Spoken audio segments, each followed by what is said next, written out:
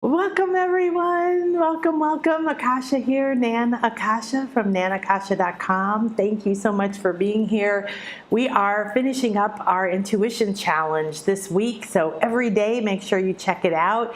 There is an activation. A couple days we went deeper on the money intuition day. We went into a lot of really amazing processes. I shared a lot of stories so you could get experience ideas, and the first day we really did a lot of deep understanding of, well, what is intuition, but what's happening right now, why it's relevant, what's happening in our lives. So today is our cap off, and we're doing live intuitive readings. So as I see many of you already are, if you would like one, please put your name in. You can ask something in particular. You can just say reading, please. Please say hi anyway, either way. And let me quick say hi to everybody. Hi, Pat. Oh, fairy godmother, yay. I would sincerely appreciate that, absolutely. And Melissa, hello, how are you? And Irie tag, I always want to sound very reggae, Jamaican. Thank you for saying hi to Chris. Hello, sweetie. Wonderful. And Tracy. Okay, I was just looking to see. I had a feeling you were giving me. So you are in Jamaica. Wonderful. We're not that far apart. Bonnie. Wonderful. Hi, Bonnie. And Marnie. Hi, sweetie. All right. We got Bonnie and Marnie. Well, happy full moon. Yesterday was, I think, technically the full moon, but we're still in it really, really, really big. I watched it all night.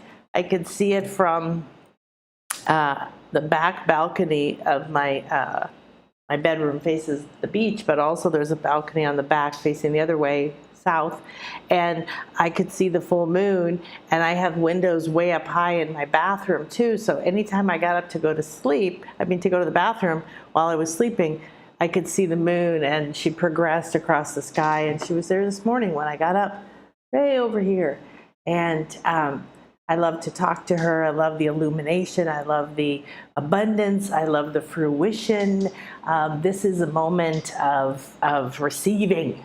Okay, receiving our harvest, receiving something that we planted, and the new moon, we have that new growth now, and this is where something is being, it's ripe and ready for you. Wonderful, right? Woo! Okay, let's see. Hi, Autumn, Karen. Let's see, Karen, gotta get you right here, Karen. This is an interesting little map we got here. And Autumn, I wrote you down already. Hi, sweetie. Carol and John, hi. Christy and John, hi guys. Okay, I'm gonna say Christy and John. So each time I do different kinds of readings, soul readings, intuitive readings, what was the other one? Ask me anything. And they come through differently. So usually I can't get to everybody, but sometimes they're shorter, sometimes they're longer. So we'll see how it comes through. So I'm getting everyone down here. Stacy, I think I have you. No, here we go. Stacy and Susan. Hi. Oh, wonderful. And that's a lot of what's been coming up. So I want to invite you to the Intuition Awakening Summer Camp. It starts online. It's all recorded for you to reuse forever. So if you can't come live, that's fine. If you do come live, we do a lot of Q&A, a lot of individual readings, a lot of feedback, really amazingly beautiful community usually forms. And so you plan 2 hours for the class, and you plan at least 30 to 60 minutes more for sharing and listening to other people's stories and interacting and things like that. So we're starting Monday. We're going to have practice sessions 3 times throughout the next 7 weeks or whatever it is. And you've got some bonuses you can start with over the weekend. We have a payment plan right now. We have a special price. We have an additional bonus if you sign up by the first day, during the first day, Monday, is you get a $99 ticket to a retreat, online retreat I'm doing for one day called Intuitive Manifesting in October.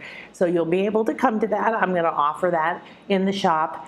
However, if you join this class, it's going to be a little bit like a reunion. We'll come back together, see what everybody's been doing with their intuitive awakening and their gifts and their path that they're on, and we'll get together for this day to learn how to use our intuition specifically for manifesting, and that's going to be a lot of fun.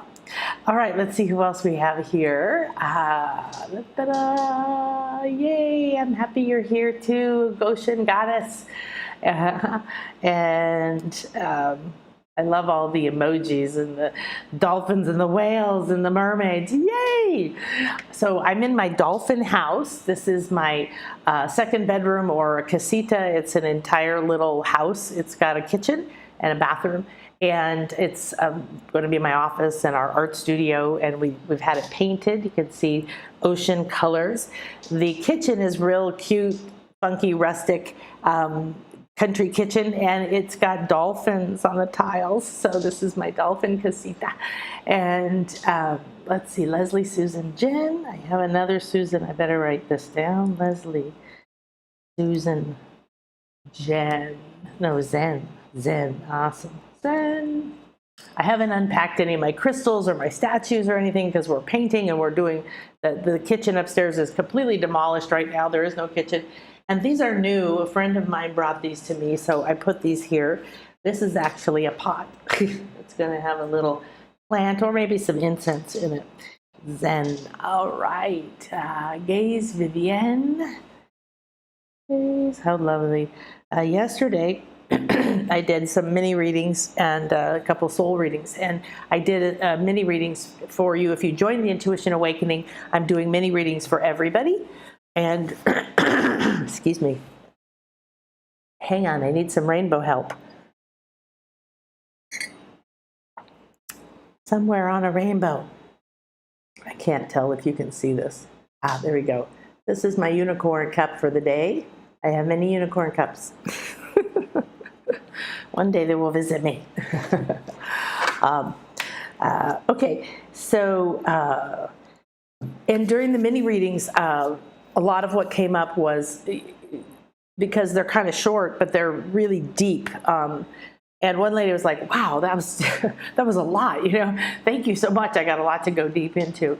But it shows us where you are right now. What is the energy that wants to present itself most presently? So today, as I do the readings, like I said, they come through differently when we're doing this kind of, quick public readings, I guess you could call it.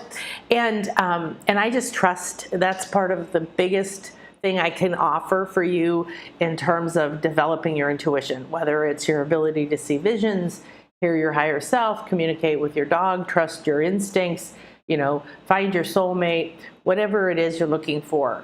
One of my favorite things I did for over 8 years was work specifically around money. And then on Thursday, we did all about money. And, not just my own money issues, but to go into hundreds of other people's and to go deeper and deeper to understand what is money and the energy of money and the structure of money. And then to realize that the best way to manifest money, and in the way that you love, please don't go do it just for whatever, is by listening to your intuition, by going within.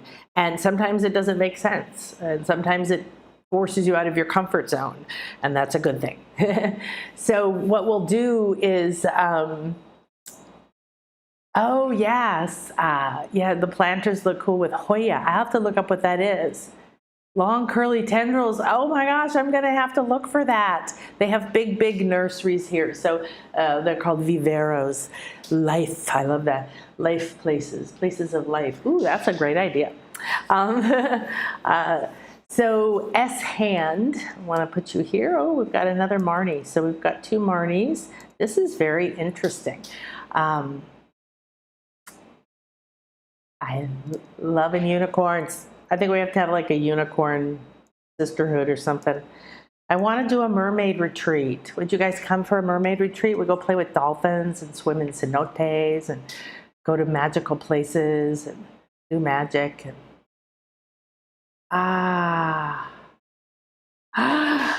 Marnie! Oh my gosh! Okay, you guys, I gotta share this. I'm just writing down the last names for the people we've got two of. Look at this. Marnie Lowenthal says, I was powerfully, blissfully reminded during our process yesterday, the intuition challenge process we did yesterday. That would be day 5. And that was knowing, letting doubt die and trust birth, right? And that I'm a mermaid. Yay! I love mermaids so much. So there's probably going to be some mermaids in here as well. I have a beautiful wooden carved mermaid in storage somewhere far, far away. All right, let's see. Kiera, that was a very insightful one. Realized how a parent affected my thoughts about money. Oh, the money intuition one we did this week. It really was. And I was like, really wise, like, I want to keep this short. I want to keep it tight. And like I said, I spent so much of my life making lots of money, having lots of money, blah, and then something happening, it all going away in some dramatic, horrible way. And now I can look at it, and like I keep telling you, you're a heroine or a hero on a journey, and it's mythical, it's archetypical, and you are moving through the phases of the hero's journey. And I'm going to make a note here to send you guys a link to an awesome little video. All right, about the hero's journey. It's a little animation, and you can see your life in it, right? So I think I talked about that, and mermaids, and all right, so we got at this, and so in the readings, what we have been, it's so wonderful, fun for me to see is everybody has been making a lot of changes, even if they feel like they aren't. So a lot of people show up and say, oh, well, you know, I've been trying to do all kinds of stuff for a long time and learning different things and reading and taking courses, and nothing ever really happens, or it only happens once or twice and then never again, and so on and so forth. So their judgment, their opinion, their self-image of that they're not any good at this, that they can't receive, that they're a lump of clay, or that they're, and this is many, many people, right? This was me at one point. Oh man, I'm the one in the corner who can't get any images or feelings or messages or anything. And this is one of the biggest things that's going to block it. So we have to be really careful that we are staying present and noticing when our poor girl, okay, that's the part of your head, your brain, your mind, your thoughts, your beliefs, your self-image that's programmed with lack of self-esteem, lack of worthiness, lack of failures that you won't let go of and judge yourself over, and every other thing. So it's really important to understand that to develop intuition around money, around health, around love, around whatever it is you want to know, it's clearing yourself out and accepting. And it's not easy. I've got some amazing clients that have been doing this for years with me. They've been in the Light Body School, and they've come to retreats, and they take different courses, and they're just always in their process. And they've learned the power of accepting when you're feeling frustrated, angry, judging yourself, instead of then getting mad that you're judging yourself or really being in that deep state. It's like asking the hero in a movie who's locked in a dark dungeon and no one knows he's there, and everybody has fled because there's war, right? And it literally looks completely hopeless. That's the death. That's the bottom of the circle that we're on. And that's the most powerful moment, is when you stay present in the pain. You're not choosing it. You're simply acknowledging that it exists. And you're not suppressing it, ignoring it, being mad at it, judging it. That's just adding to the weight of it, energy. Are you starting to understand? It's so important that you sense and feel the energy. How does it feel? Is it sharp, tight, soft, warm, sticky, tarry, pokey, heavy, enormous? Does it have a color? Does it have a smell? Does it remind you of something? These are really powerful questions that you can ask yourself to help you tune your senses. You're asking and then you're listening. Oh, and then you're asking and then you're listening. So I say listening, but you could be, I'm looking within when I'm doing this. I'm like looking, oh, okay. I'm not really seeing what's in the room. I'm looking through the veil, through to other dimensions. And when I see you and I'm not in the same room with you, that's not a problem, because there's no such thing as space and separation, right? It's a construct. So when you let yourself accept that you're stuck. So what have I seen this week in the readings? Lots of stuckness, lots of feeling stuck, let's say, lots of feeling old, ancient. Some of my clients said ancient. Some of this stuff that's coming up in dreams or coming up in their life feels like old patterns, really thick, deep patterns, you know, the kinds that are filled with secrets and shame and guilt and stuff like that. And the patterns that are ancient, which are similar, these super heavy patterns. Well, when I see that as a pattern coming up in multiple people, all in a period leading up to the full moon, then I've also been, that means a lot. That means, wow, we've gotten to this deep point and you can now pull this up out. It's like you're clearing the house out because you're ready to move to a new house, to a new body, to a new frequency. And you're clearing the house out and you start to get to the stuff at the bottom, at the back, that's been there the longest. Last year I had a client who went to live with her grandmother, and part of her job to live there was to help her grandmother because she was getting older and had certain challenges, but to clean her house out because they needed to sell it. And she was, it was toxic, the stuff that was in the garage, literal. And it mirrored exactly what she was going through inwardly. So we did a couple of months work together on weekly, and she literally went into a quest. And I see this a lot right now too, is people are like launching into a new phase. So when you find the deep depths, you've really done your work. And we don't acknowledge that. We say, oh, I've got this deep crap I thought I got rid of a long time ago. Oh, what a loser I am. I can't believe I have to deal with this again, right? Well, guess what? You're judging it and completely wrong. You're not even seeing it right. That means you're not connected to your intuition. You're reacting from an old pattern, an old belief, what somebody else told you, the lack of love and acceptance you have for yourself. So acceptance is the number one key. If you begin to say, whatever happens in my life, I'm going to immediately go to acceptance. You may not get there. So if you look at the scale and you're down here in shame and guilt, getting to acceptance is a long way. But if you say, I'm doing my best to accept what's happening, holy shit, this is some heavy duty stuff, right? I don't know what's going to happen with this. Or if you need to cry or if you need to take action, you do that, right? But then you go, oh, this is big, you know, maybe you find out someone's dying, maybe something dramatic happened in your life. This is not a place to ignore your emotions because they will burst out on you or become a disease in your body. You want to go into the flow and accept it. You let go. And then when your emotional body forgives and lets go, you can start to perceive things. You're going to feel the support. You're going to feel like it's safe. It's okay to let go. You're going to be lifted up. You have a transcending experience. You're lifted out of the drama. You don't feel the attachment to the heaviness, the fear, the judgment. And the higher you can get, maybe you just get to anger. It's okay. It's so many levels above guilt and shame. So go there. Then track yourself on that scale. Watch when you are, gosh, I just had this conversation with somebody and I got off of it and my energy collapsed. I feel sick to my stomach. Old thoughts are racing in my head. And so I always go, wait a minute, I don't feel right. I don't feel right. What's going on here? And I locate it in my body. It's usually in my stomach. I used to have my whole solar plexus just hanging hooks out for everybody to hook their emotional hooks onto and drama. And I was trying to please this person and trying to do this and trying to be that and trying to be everything. And most people are doing that. So I see that a lot right now too. So you got to turn that in. So when you accept, you get your power back, okay? And you get to have compassion.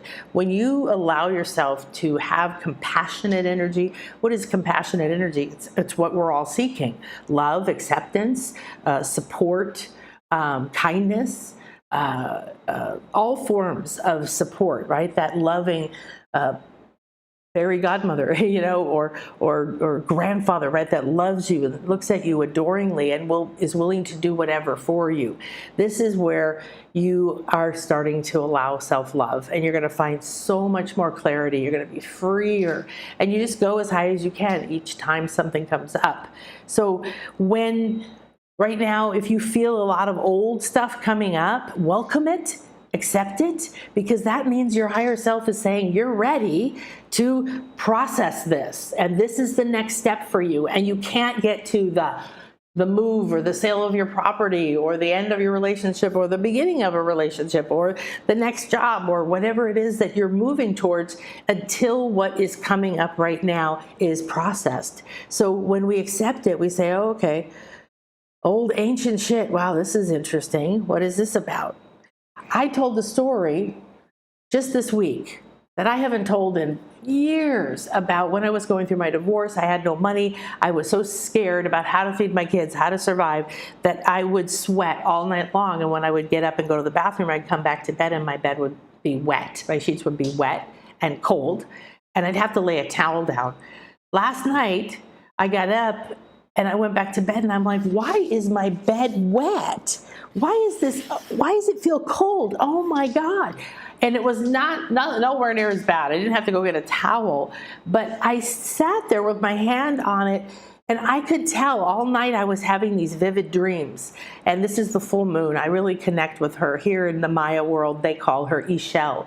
And she's a very highly revered goddess. She has the snake on the head to show the awakened third eye. She's a goddess of women, of fertility, of prosperity. They still do these ocean canoeing, sacred crossings for her. She's lovely. She's a goddess of the rainbow. Rainbows. So, I was clearing some really deep stuff, and I'm really just putting that together right now.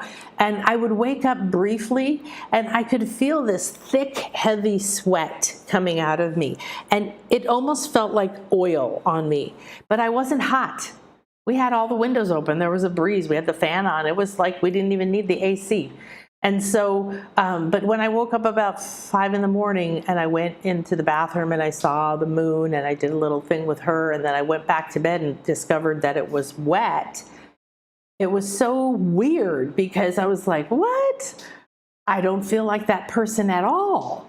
I don't have those fears. I'm not worried about any of those things. That was one of the experiences that I decided to go and accept that fear and sit with it so I could process it and transform it forever. And I don't have to have that. So, wow, there's another example of this idea that right now, these old ancient, think about it as you're cleaning out that last part of it.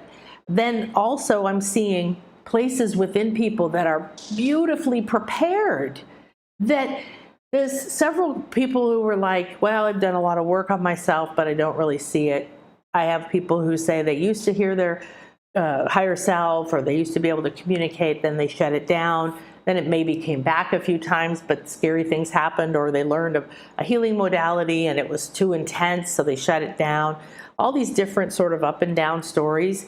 And now it's not an option anymore. What's happening is it's being pushed, right? It's being opened. So if you're really being pushed forward out of your comfort zone. One was a very vivid image of this person I was doing the reading for was standing in a clearing, and I was looking from way, way, way, way high up above.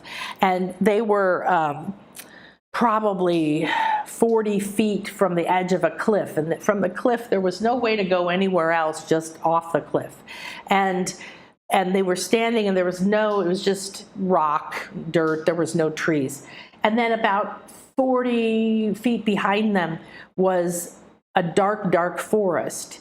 And from above, I could see that the forest was in layers. There was a big, thick layer, and then there was an opening, and it was like a ring.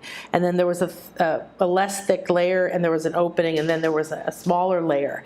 And it showed that she had come from way over here through these 3 dark forests, and I got a lot of other information about what they were and whatever, and we did a process for her to be connected. She had, oh wow, she had some amazing guides came in, Metatron and Gabriel, which are a very high level angels, messengers, and voices, really related to her purpose. And but she was in this place of, she kept turning around, looking back at the life, looking back at the pain, looking back at all the hard stuff that she'd come through. And a part of her would step in front of her and block her and said, don't look back, don't look back. And she's just supposed to stay in this space and be in this little buffer zone and process it. She has to actually fully process and accept that she's done all this stuff, that she's completed it all, and accept who she is now. She's, like most of us, is at the depth of the metamorphosis. So the bottom of the circle of the hero's journey is the death. It's either a physical death or a spiritual death or a death of old beliefs or some kind of feeling like I'm done, I don't care. And then you go up from there. You rise from the dead, literally. You get a burst of life. The hero is laying in the dungeon there alone, all hope is lost, and suddenly, he thinks about the love of his life, or he decides, no, I will not let go of, something, right? Something comes, some inspiration, something from within. That's the imaginal cell. That's the part of you, the part of your soul that knows what your purpose is and knows that you're right here processing this deep stuff for a reason. Because we have to get ourselves through this goop and up to higher levels to receive.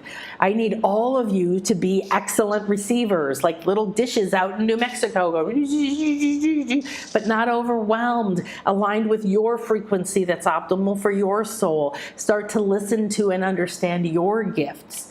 So the process is I've also seen in people, like I said, that they're prepared, and people who thought that they've done all this work but it really didn't do anything.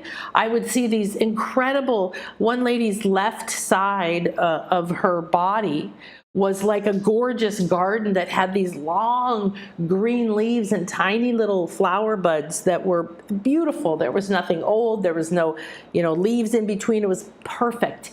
And it was growing from her foot to her crown. And what that told me was that she's not reaching above the crown. In fact, she wasn't quite to the crown. She had stopped developing here and down to the feet. And this was excellent. It's like tilling the garden and preparing it and putting in, all the different nutrients it needs and before you plant the seeds. But then she'd already planted the seeds. And so everything she had been doing, whether she thought she was over here going, oh, nothing works for me, I've done this for years, and I barely see this. And, this from these false expectations and beliefs we have, this goop between us and all of this information. So here she was, she's ready, she's prepared, she's ready. Now we know where to look because her gifts are planted, they're blooming, they're ready to bloom, they're very vibrant and alive. And on their other side was shut. And it was shut like a closet, and it was blank, and these two had to be combined, and there was some other stuff. But that was one example. Another woman, I saw her whole light body in different layers, and the very central column of the chakras, the central channel of your light body, your light tube, essentially it's called, and you have a light antenna as well. These are all parts of your light body structure that you'll be introduced to a little more in the Intuition Awakening course, because you're going to receive and you're going to be like, what's that? I used to feel, at first I would vaguely sense pink, but it was more like I felt a presence. I felt something was there. That was really how my senses started to come online consciously. And it was a long time till I saw visions.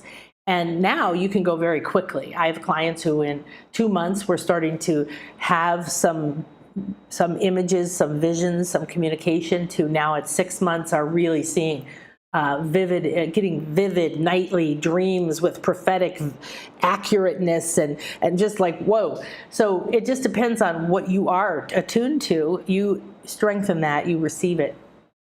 So and her inner part of all of these was perfect. It was perfectly organized, like on little shelves. The colors of the chakras were pure and clear and jewel toned. They were glowing. They were so perfect. I've never seen energy centers with this kind of color, but only right here. And then there was a separation to the rest of her.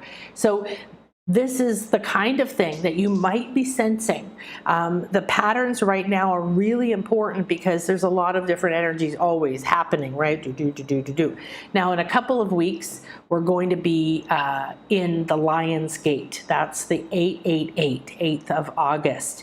And I'm not sure if I'm going to be doing an online ceremony with my Aztec and Mayan friends, but we are talking.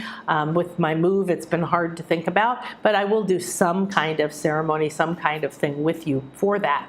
Between now, the full moon, and then is an excellent time to use all these energies to release ancient and old beliefs and patterns. If they're there, if they're not, ask, give them permission to go. And then look for where you actually have strengths. You're actually ready, you're prepared. And now the next step may be opening it or connecting it or expanding. But a lot of it's going to be about letting go of your belief about who you are and what you receive. So I think probably one of the most powerful things we're going to see in the Intuition Awakening when people at the end of it, and I like to do this thing where we relax and let's see, here we are. We relax and we go into sharing and to see the transformation. One reason I like doing the private readings with people in the beginning is I get a chance to connect with you, and you can do them anytime you want during it, but many people are doing them in the beginning now. And this gives people, we have a connection, we have a starting point where we're like, okay, you're on this journey and we're going to see. And there's initiations and attunements that we're going to do. There's activations. We're going to awaken the senses. Then we're going to help you decipher them. And one of the most important things is that you want to be aware that you're going to have a trust of yourself. You're going to be awakened to a world that is so vast and so amazing that when you go through your daily life, you're just almost in enchantment much of the time. Of course, we have other things where we have to be very focused and it can be a little intense, and then you accept and process that energy.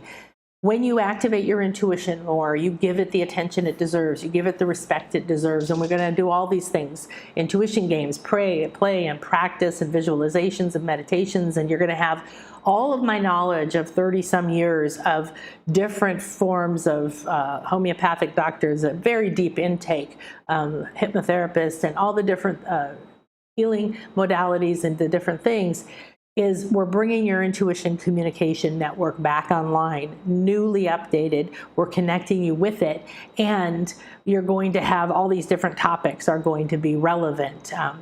This is actually not what I want. I want to show you the other one. Hang on here. That's it. And there we go. That's much prettier, isn't it? So what I want you to do is be conscious with your intuition and start to trust it. You have to practice with it, right? First you have to listen, you have to start to receive, you have to go, I think that's it. Then you have to get rid of doubt like we talked about this week. So this week you have tools for all of that. Then you want to go in and start to really pay attention, write down your dreams, write down exactly what you feel as soon as you're done with an activation. Any of the things we do in the class, anything the things we've done this week, I want you to immediately after you come, give yourself time to come out of them, do them again. And when you do, just have something there, jot down or talk into your phone what you saw, what you felt. When you do that, it's going to make you think, look, sense, feel back into what you just experienced, and you're going to remember more. Then you're going to remember it more because you're going to think about it, you're going to write it down, and you're going to be able to reference it, because things will begin to change. And this is about accelerating your intuition, your awakening, by tying into the energies that were happening right now in a conscious way, so that you can repeat this process over and over and have a new experience every single time. So clear communication with who you truly are, your I am, your purpose, your blueprint, and finding and freeing those intuitive talents that you have that you may not know you have. I was watching a show that I thought it was interesting, because it wasn't an educational show. They said, somebody didn't know that they were loved to do music till they were 56, and it's some famous person we all know who's really wonderful. I wonder if there's something I don't know that I was meant to do, and I don't know what it was.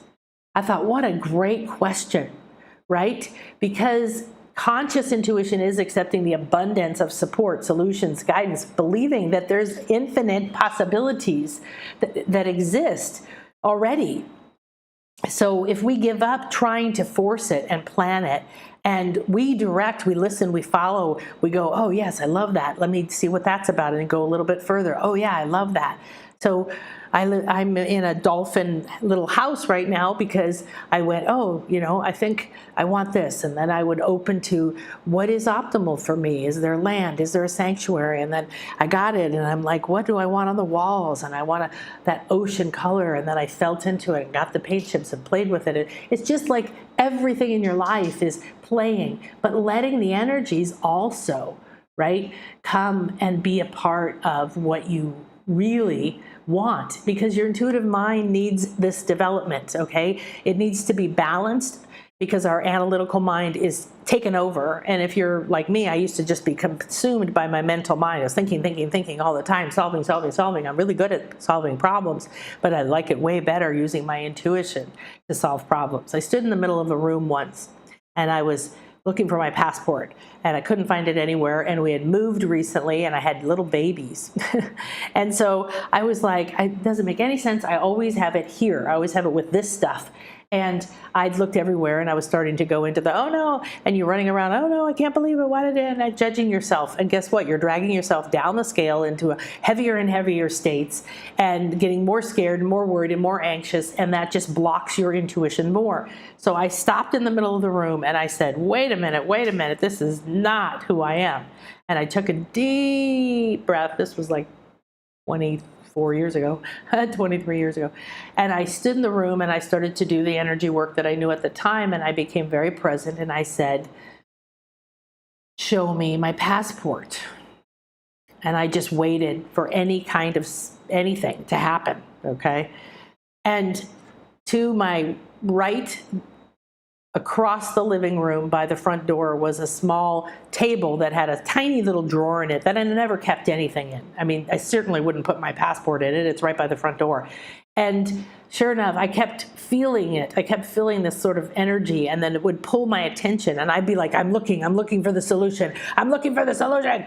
And even though I was looking within, I was trying too hard, then blocking the flow. And that kept pulling me, and I was like, oh, that can't be there. Stop it. And then I would pull my attention, and all of a sudden I stopped and went, oh my God, what am I doing? I'm wanting to receive this guidance, and I'm ignoring it. And sure enough, I walked over, opened it, and there was my passport. I have no idea why, but that's kind of a, there it is kind of thing that I taught you this week as well. So you're moving energy, you're letting things go. We're going to cleanse and clear your light body. You're going to uncover old beliefs and these icky, sticky things and anything else, doubts about yourself. You're going to start to accept and love yourself, because you have to, because that's just where you're going. Sorry.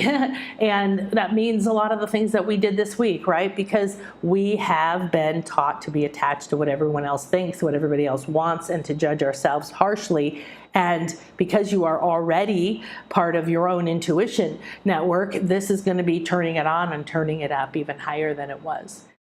So I wanted to show you briefly. Here we go. There were so many topics that are going to be woven into this. So we're going to definitely do more on the money intuition, because like I said, everybody's really loves that, because it it's the easiest place to see your patterns. And then you'll see that those patterns run in relationships, those patterns run in self-image and health and other love and other areas of your life, and that's cool. But we're going to connect and learn how you're going to have a process, several processes to connect and establish a connection and alignment to your highest good. You're going to reawaken your senses. You're going to start getting guidance and messages, and then we're going to talk and we're going to go into deciphering them, decoding them. I'm going to help you, and you're going to understand the communication so that you can follow it and trust it. And then you're going to work on how to manifest, how to create, how to live along with your purpose. You're going to learn, practice to do readings. You're going to practice to do, this isn't something you have to do for a living, but regardless of what you do for a living or what you do in life, right, with your family or whoever you relate to, if you know how to read energy, you are going to understand people and relationships so much better, and you're going to be able to remove yourself from some and change how you relate to some and unhook from some, and you're going to be able to understand when energies are good for you in a place or with a person. And this is going to change so much for you because you're going to be able to start choosing for yourself. So we do work with the chakras for sure, because this is a huge place where you receive and you want to cleanse. We're going to talk about it and accelerate your clairaudience, clairsentience, claircognizance, and all those different things. Third eye development, of course, the command center, increase your ability to see and perceive energy.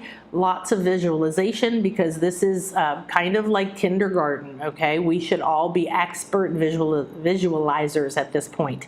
And I've had guides and mentors tell me this over and over for decades now. This is kindergarten. Get your visualization on. You have to let go of what you were told is that that's silly and imagination.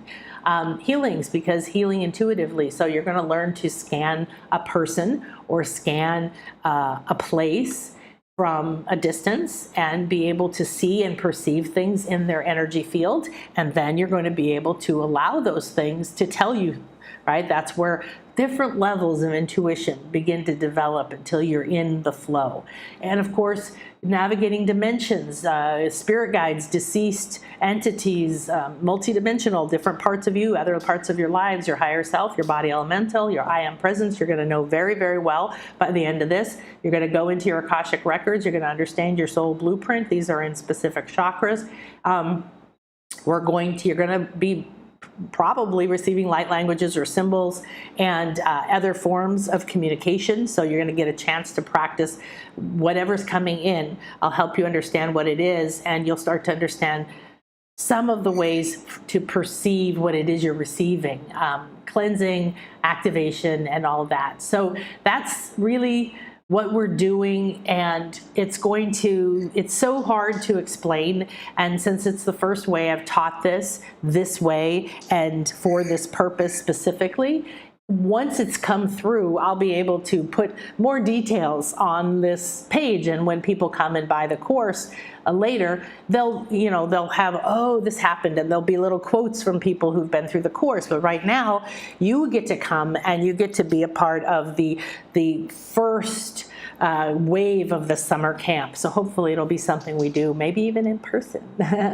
All right, so I want you to understand your multidimensional sensory being, and you are ready to become aware of your full capabilities. So you were pre-programmed to wake up to your unknown skills, soul talents, and intuitive channels at this time. Woot!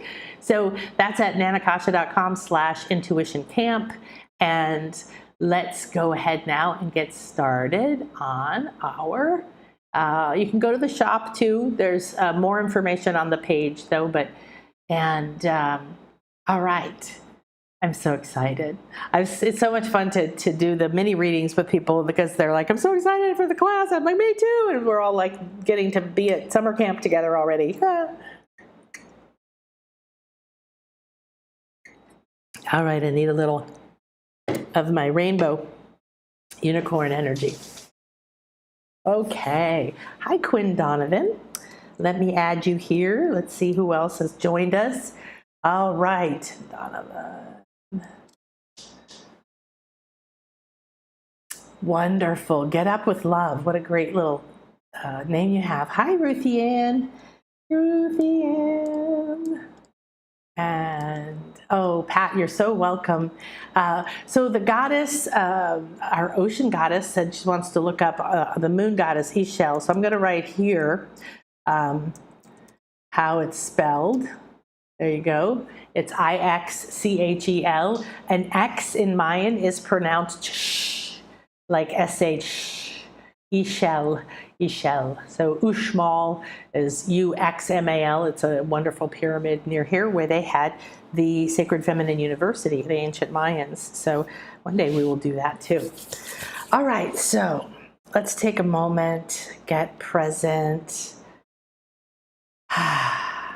I'm so excited. I was starting to go off into the future. You know, one of the things that you get to play with when you open your senses and start to sense and direct energy is you start to realize that, you're an energy being. You got these different parts of you and you're in a time-space continuum, and you can go down it into what we would call the future, and you can go into past, quote unquote, and you can go around.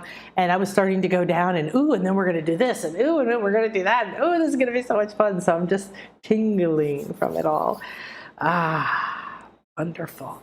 All right, so if everyone will, if you would like, I want to invite you to close your eyes and put your hands together, palm to palm. And rub your hands really gently in a nice little clockwise circle, or, whatever, both of them going. And feel as if you're stirring a vortex in your palm. All right, open your palms and blow into them. And now put them on your heart. Say in your heart, I activate my light body at optimal speed for me at this time.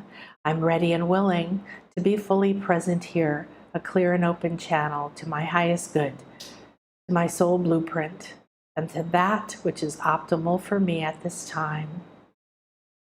I acknowledge this sacred space and enter with reverence, presence, and love. Feel the energy pouring into your heart center and spreading out through your body. Let it wash, cleanse, clear, and purify all energies that no longer serve you. I give permission for this love to flow to me and through me, cleansing and clearing. I release all that holds me from moving in to the next highest level of my truth, my powers, my talents, my purpose.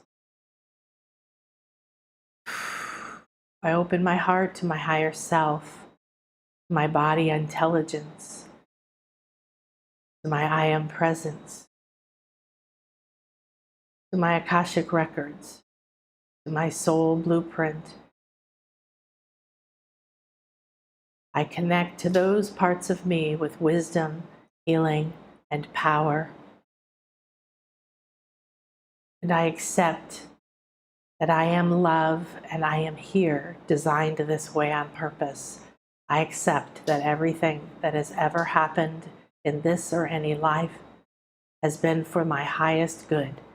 And I free myself now of all attachment to the past, the pain, the programs, the fear, the anxiety, the guilt, the shame. I free myself from the depression, the desire, the victimhood, the craving, the anger, the fear. I free myself from lack, and I rise willing, present, open, and receptive to a clear communication and awakening of my senses. Go ahead and relax. Acknowledge this infinity healing chamber. We give great thanks to the silver and gold cone of light above us and below us. We acknowledge the all-seeing eye wrapped around us. Thank you, thank you, thank you. And now we activate the Akashic Ascension sphere of the flower of life, completely encompassing this entire space. Take a deep breath in. Hold it in your heart. We activate this infinity healing chamber to infinity.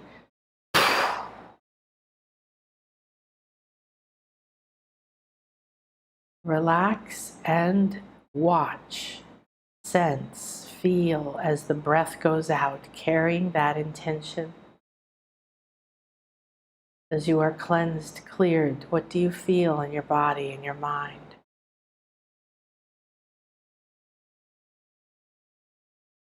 As you begin to create a clear connection to all these parts of you,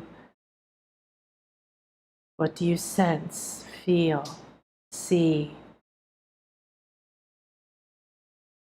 As you come into this moment and rise higher and higher, allowing yourself to relax, declare, I am an excellent receiver, and I'm ready to receive, and I trust that I will receive, and I remain open and trusting to receive the guidance that is optimal for me at this time. We call on Ishel and the full moon. We give thanks for the silver goddess ray to pour down on us. Love, accelerated healing, clear crystal vision, cleansing our hearts and freeing our hands, our minds, our emotions from the burdens that we have carried to this moment. We ask to enter this sacred moment and to illuminate the path for each and every one, here now or at any time. Thank you, thank you, thank you. Feel the soft silver light, the beautiful love of this galactic goddess pouring down over and around you. Be an excellent receiver.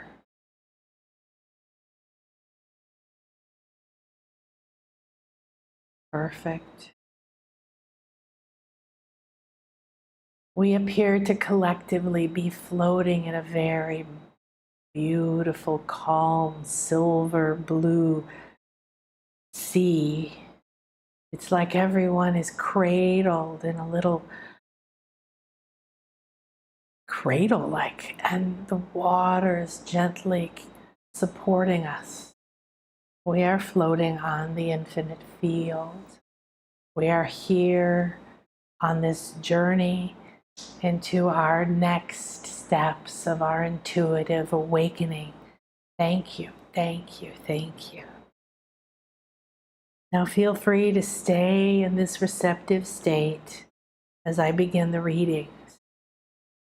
When you feel ready, please share. In the course, we'll be on Zoom and we'll be able to talk, but here we can't, so share into the chat before you leave. Give me feedback on your reading, please, and stay in an open and receptive state right now. Relax, this is recorded. You can come back at any time.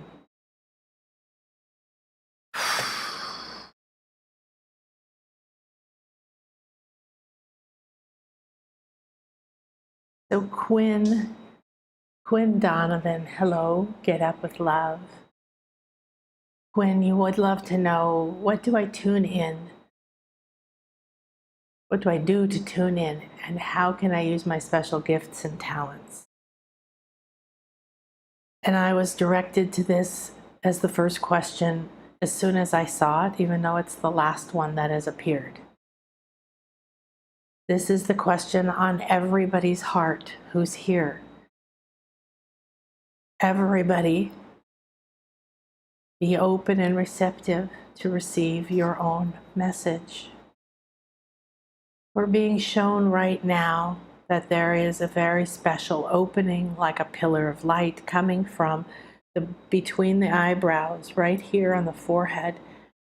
This is for you, Quinn, and it is being offered to anyone else here. So I suggest to stay relaxed and open and focus on the forehead, eye area. See if you feel any pressure, you feel or sense this. And it's coming down like a pillar of light, but it's not solid, Quinn. There's like light reaching up and then, parts that aren't light.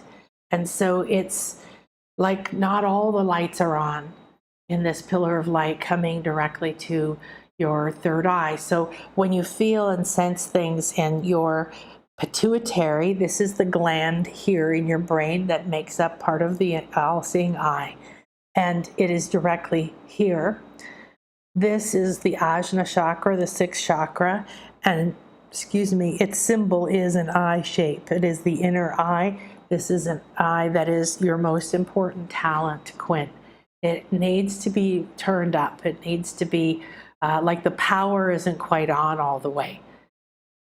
So we've had twice recently, I've never seen this before, where the power went on, but for a while, part of the power was coming, but it was very weak. So lights were flickering on and off. Low power items were coming on and beeping and then going off. And it was like these waves. You could feel or sense the current was coming, and there was some energy getting through, but not quite enough to fully power it. This is how it feels for you. There is some doubt. There is some religion. There is something to do with a person. It looks like a girl or woman, a female person in this life that, and I'm not sure exactly, but these are some of the things that are blocking this, you fully turning the power on here. It's also important that you do some work before you turn the power all the way up. So some of this is also coming as guardian guidance, protection from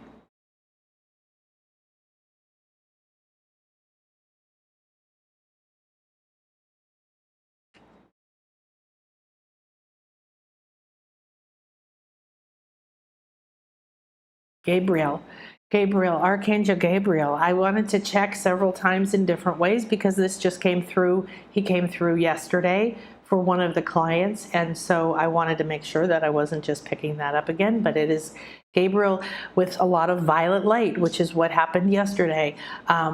He is sort of out in front of you. If you looked up through your third eye, you would go out, out, out, and he is an enormous presence right now for you. There's a purple, very powerful purple light that he is holding over the top part of this pillar of light. So this pillar of light that's coming straight into your pituitary, straight into your third eye, is very strong. It's very powerful. You already have it built. So similar to what I was saying, is it almost looks like a brand new, enormous buttress on a concrete bridge, crossing a bay or something.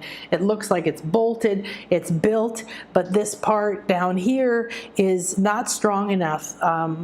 The doubt, the belief, these other things we saw, these are keeping you from turning the power on fully. And from the top half, Archangel Gabriel, he is the messenger, okay? So that is pretty cool, and you might want to look up a little bit more or tune in and communicate. He is holding a protective space for you, and it's also nurturing. The violet flame he is using is a transmutational ray. It is the seventh ray of creation. We also have the chart of the rays of creation for free in shop.nanakasha.com. There's a link below. Go get that. The seventh ray is the violet flame, the violet light of fire is the way I learned it. And it is a transmutational ray that is very powerful on this planet. It's been anchored for a long time. It's been held by a lot of masters. Kuan Yin might be coming to you. She holds compassion. She holds the pains of the world, and she holds them for you. So you may be having that come to help you transmute some grief, some lack, some pain that is keeping you from opening and trusting.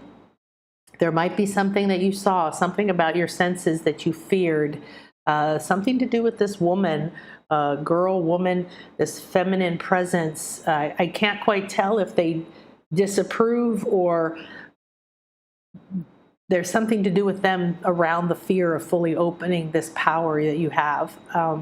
There's also Saint Germain was an ascended master that is related to the violet flame. Often the dolphins are connected.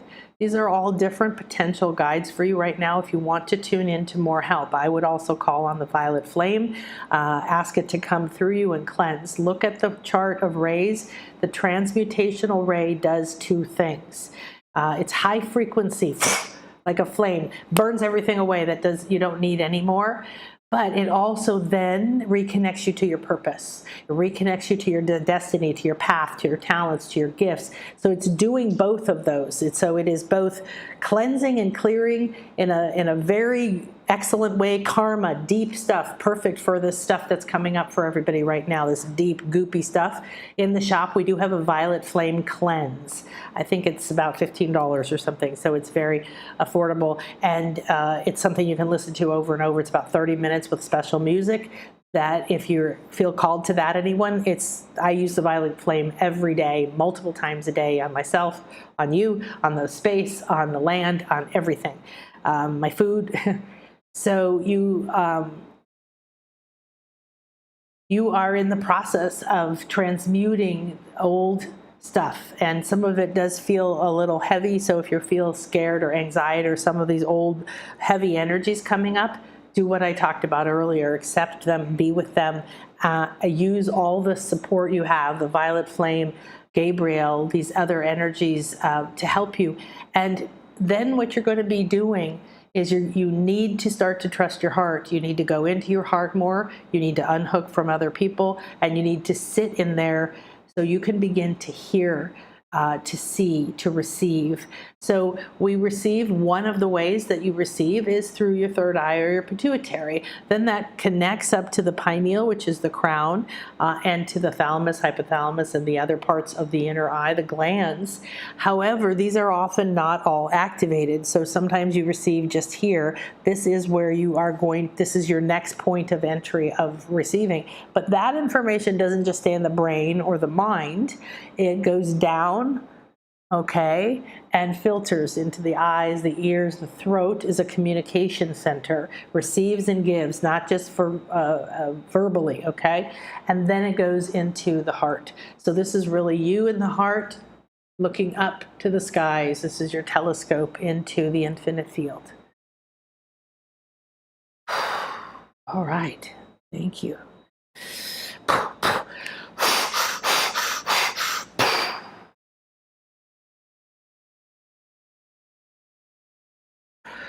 So one of the things I do in between readings is cleanse and clear myself. I unhook using the infinity light weave. I cleanse with the violet flame or the cosmic cleanse. I'm going to teach you a lot of ways to cleanse and clear your field, which is extremely important every day in life before you go from one place to the next, to changing from work to home, or going into a difficult, scary, or painful conversation, or going into the unknown, or whatever it is. If you cleanse and clear yourself multiple times a day, you're going to have a really much better time at understanding what's happening around you and not getting sucked into it. This is about you standing in here. You got to listen to your own inner authority from above and within. That was beautiful. Thank you so much, Quinn. And I think everybody here received something for that. How do you open your gifts and use them? Ask yourself, Oh, the sound is so soft you can't hear. Oh, turn it up. Hopefully that's better. Thank you for letting me know. Hello, Selena. What a wonderful name. I'm going to write you down here. And Luna, you guys are amazing. Okay, let me see who's next here. Bonnie. Bonnie. Where's Bonnie? I know you were up near the top here, Bonnie. Here you are. Hi, Bonnie. Good morning, beautiful divine souls. She sends us a bunch of love and happiness. Yay! I would love to have a reading to see what wants to arise in my energy field at this time. Thank you. And so it is. Purple hearts, thank you. All right.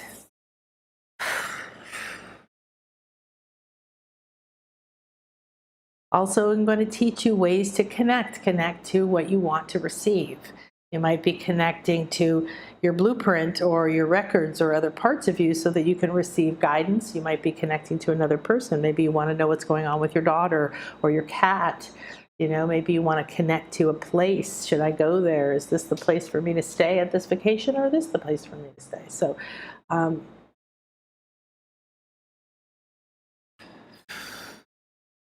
Bonnie.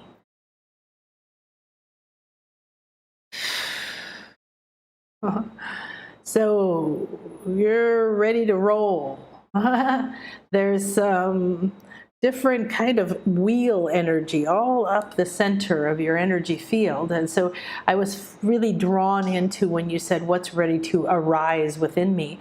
I learned through many of my disciplines that I've learned that words are very powerful. As a hypnotherapist, as a homeopathic doctor, we have to really understand the exact feeling or sensation for you. So if you say gooey, sticky, tarry, and I want to feel light, bubbly, and airy, I use those exact words for you, and they tell me a lot about the energy that you're feeling. So there's energy. First, it was just moving energy, like multiple wheels that are intersecting, like a clock mechanism, all up the center of you. Then they turned into brushes, very brown, bristly brushes, like an outdoor front mat that has that really, I don't even know what it is, coconut fiber or something, that hard brown that you can scrape dirt off your shoes on, that bristly. And they're going around and around and around and around up your entire center. On the outsides, it looks like just big pieces of this bristly mat type energy, very different. The middle is metal. There's a structure. It almost reminds me of a bike. What is this for? It's all are going up, all are leading up.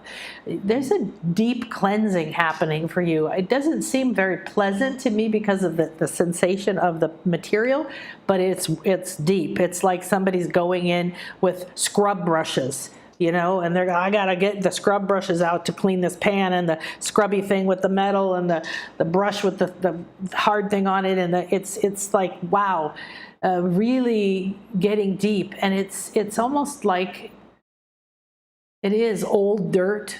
So it's energy, like we've been talking about, old stuff. I don't know. Your energy field is real serious about this. It's like they've got everything outside the center, like a mat. It reminds me of my house, which is we're doing so much different. Fixing, construction, changing, painting, so on and so forth, that we have our stuff a little bit in this corner, a little bit in this corner, we move over here, and we put a rug there, and then we take it here. And so it's a bit like that, like everything's moved out of the way, and this is what's happening. Is this... There's a lot of sadness. Wow, there's sadness, so much sadness coming up. Oh, I have grief in the pit of my stomach. Wow, honey. Oh, Bonnie. Wow, they're going deep. So if anybody else is feeling deep cleanse, these energies as they come through for Bonnie are often offered to anyone else who's having it. And I'm not sure if this is me or you, or it's you. I'm not sure if I'm going with it too, but it's very deep. It's deep, going almost to the belly button.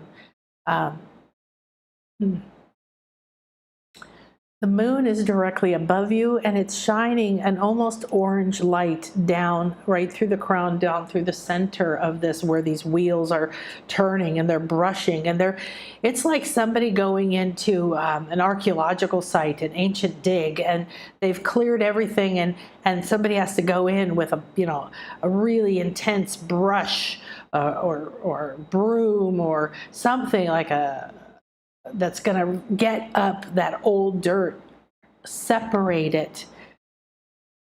Ugh.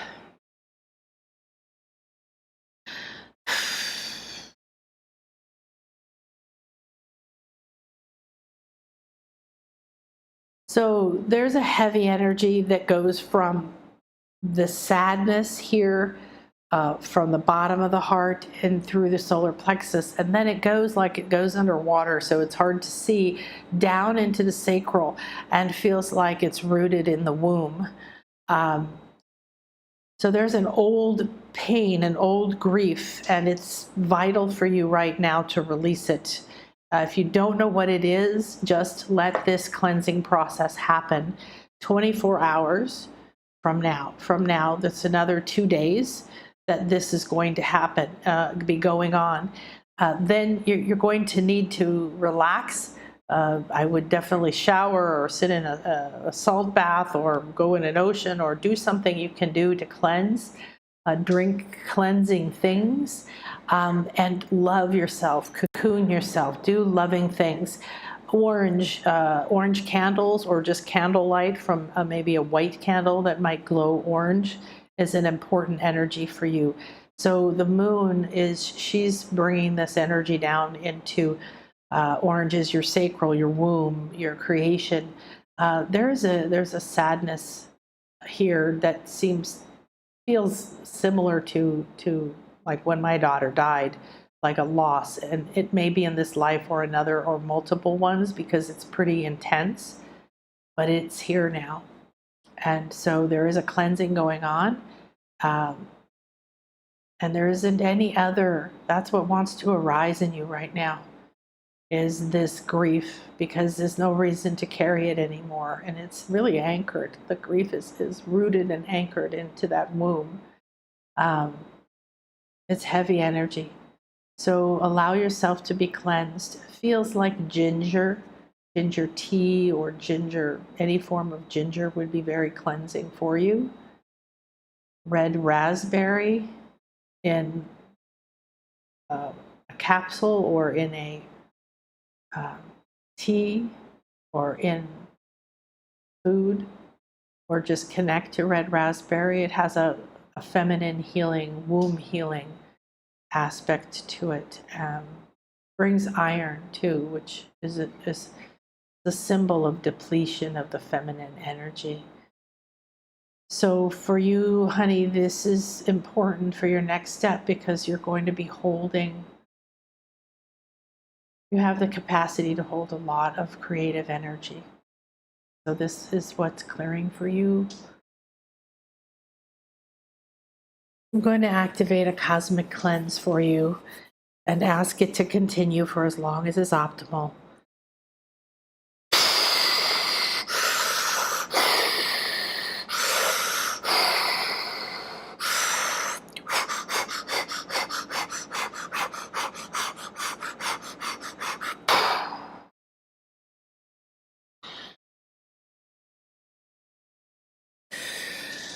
Wow, I'm getting a headache. I'm getting a lot of dizziness and nausea, and it's moving through the crown. So this is a big release, and many of you might be feeling a big release. And so feel and accept this cleanse, please.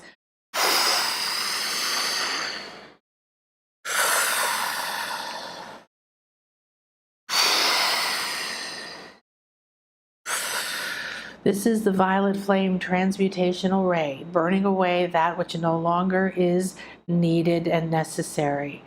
Burning away old agreements, contracts, vows, burning away old energies that no longer serve and support, and connecting each and every one of us back to our soul signature frequency, our soul's blueprint, and our destiny and path aligned with the highest good at this time. Take a deep breath in, draw the violet flame into your heart, hold it there, ask it to cleanse, clear, and transmute, and blow it out. Much better. I'm going to do a quick infinity light weave tower. These are all tools that are in infinity light weaving. All right, so for me, that was an enormous crown awakening by going deep into grief down here. And each of you, in any way that is optimal, will process that, Bonnie. That was very, very deep stuff. So I hope that you can support yourself. Join the class if you can, so you can come and we can walk through this together as you're letting this go and processing it. It's going to be an enormous awakening for you. Or you might want to think about getting a session, a soul reading or something where we could help process it. But please love on yourself big time. This is some deep stuff, and congratulations that you're there where that's ready to go. Tracy, Irie Tag from Jamaica. Blessed be. Let's see. All righty. You and your son, Michael. In Jamaica, I love how the heart you put green, yellow, red. Fantastic. Michael, one of my favorite names. One of my favorite names. All right, beautiful.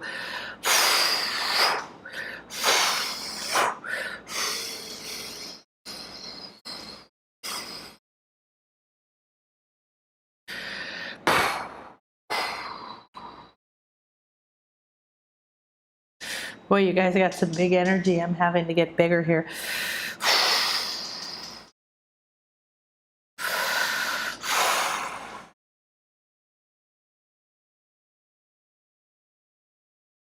All right, beautiful Tracy. Oh.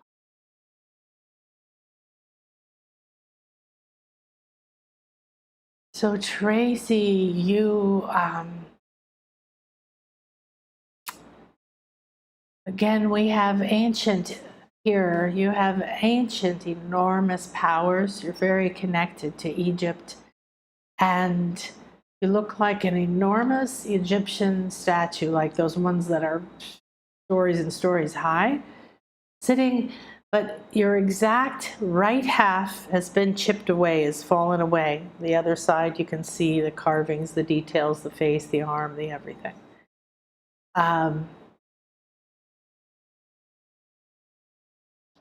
Well, the word I'm getting is excavation.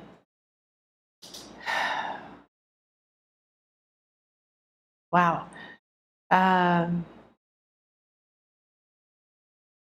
You have excavated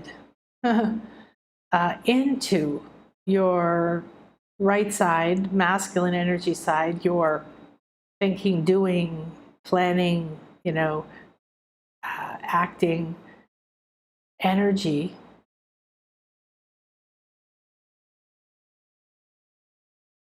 Oh, okay.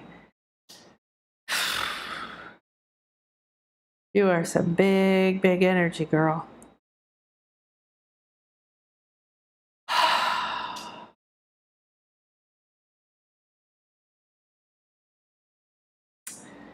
Defaced. You have been defaced.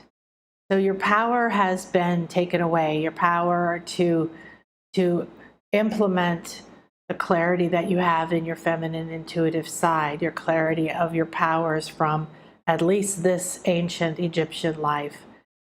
You're holding your son in your lap, looks very tiny and small, not like a baby, but like a full-size human, but you're holding, sitting on your left knee in your left palm. It's a very much like Isis, Horus relationship. Isis and Osiris are the divine couple, and Horus is the son, the one, the chosen one. So it's the same in many, many different religions and many different spiritual traditions.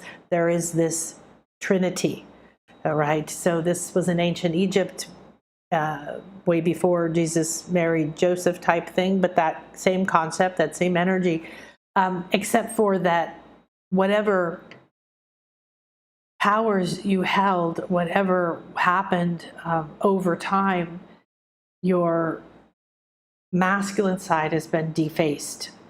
And because it's chiseled away, it's like chiseled away granite, and there's not showing like, oh, you've uncovered something. It's not showing like you've taken it away and put it somewhere to, protect yourself. It's almost like you're just frozen and somebody defaced you. So this is a time of you getting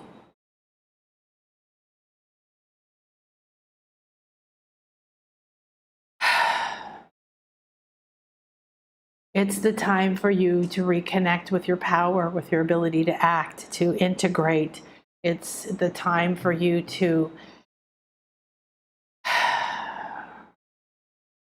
there's a lot of really intense energy here, all right? Because you and Michael had 3 other lives that I can see, and this one was of great importance. You were a person of great influence and power. When you were a person in these times of great power, you also had training in great spiritual powers. You weren't a priest, but you were privy to the priests, the masters of energy alchemy, who could transform, shapeshift, create, speak to any level, all the things that they were very capable of. They were taught through Thoth, who came from Atlantis. So this is the Atlantis wisdom ultimately that you're holding. They're showing that you are in Jamaica because you need to be in the energy of ancient Atlantis. I feel the energy of ancient Atlantis in all of the Atlantic energies, regardless of where it actually physically was, if it was over by Bermuda, if it was over near Spain, or if it was, closer to here. But Jamaica holds those energies. There's also pyramids that are underwater off the coast of Jamaica. It is a power center. So you're anchoring that power center, and you've done a lot of the work. Your feminine side, your intuitive side, in fact, is fully formed but frozen, not in action, not in flow. And you need to reclaim this masculine side. There's some story, there's some drama, there's some it's like the eternal story, right, of the conqueror and pulling down the old statues and stepping on the old beliefs and the old ways and taking over, and control and slavery and just all these different things are very these are the energy currents that are present for you, and those are the ones that are keeping you in the stone, right? So 2 things to focus on. And again, this is big. So if you want help, if you want to join the class or do whatever, just reach out, let me know how I can support you, because you are going to be stepping in to a lot of power, and it can be overwhelming, right? So it can be like, whoa, having a chainsaw you can't control or something. You have to, that wizard that picks up the master's wand but doesn't know how to use it yet, and, floods it, and Mickey Mouse, and they're marching with buckets and everything, right? So you want to ease into this. Michael is, there's a very special connection. You have, you support him. He has a strong connection to his intuitive feminine gifts and to these ancient powers as well. As you awaken, he awakens. As you open, he opens. And reclaiming the side of you that has been defaced is an opportunity for you to accept not only that you have a power, you have a right, but this is what's here to support this side of you, and you're going to have a really strong balance. You're going to create that current from above to below. All right.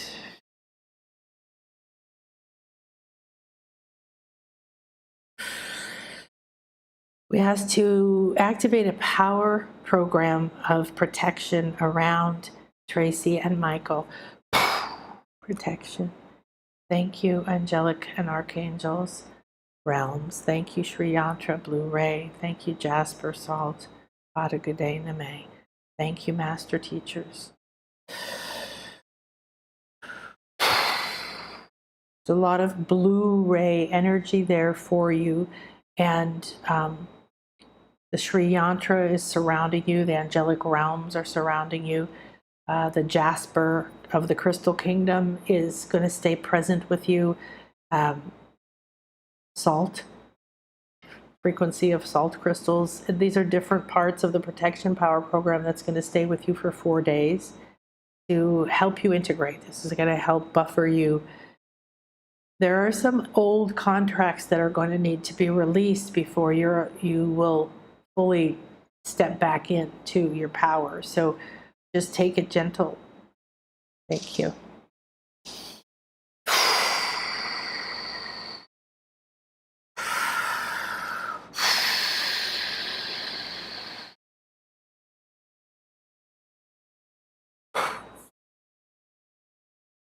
Thank you. So when you get a chance, anyone I do a reading for, please let me know what you think there. Zen. Let's see.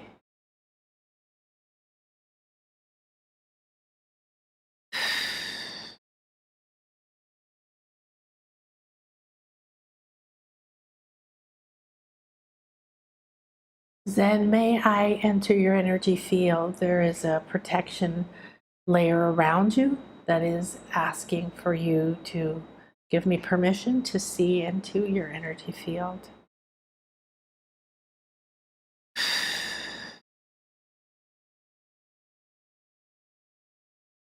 And I ask just to see that which is optimal for you at this time.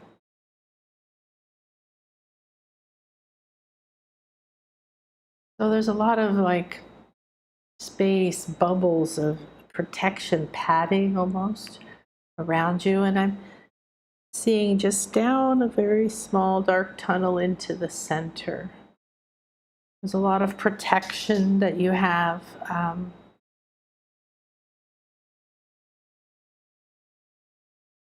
Around your heart. Your heart is at the center of it, and it's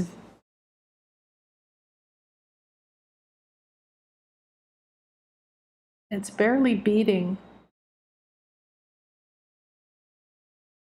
It looks like swelling. It looks like there's been trauma to the heart, and then all of this energy is like swelling, you know. When you swell up, it's this padding, this buffering around that traumatized part.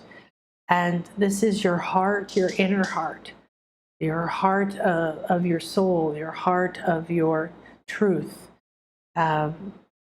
It's exhausted, depleted. Feels like the life force has been drained. There was something broken, something that left you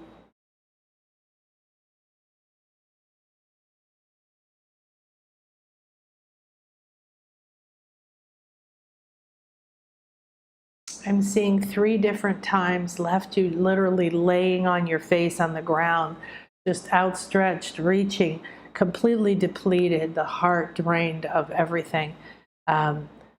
This is like deep heartbreak and death. So one life I'm seeing a woman, she's laying on her face on like dirt and grass with one hand out, just reaching as someone's walking away, like no, no. And the heart is just draining literal blood. So the blood is coming out of the body, but it's what happened. There was a betrayal. There was this shock and betrayal of someone that you deeply, deeply loved, and they're just walking away, and you're just life force leaves you. You're just looking at them. That shock was amplified by another life and then brought into this life. There is something in this life that you had a similar experience with, where there was some break for the heart, but because you came in with all this buffer, this swelling around it, the heart hasn't been able to fully regrow and strengthen, And it also wasn't completely depleted of like complete life force. But there's not a lot there. It's just beating, barely, like laying there beating. The other, this is why I couldn't see, because this has been there. You've been protecting this deepest inner part of you, maybe even from yourself, probably this whole life.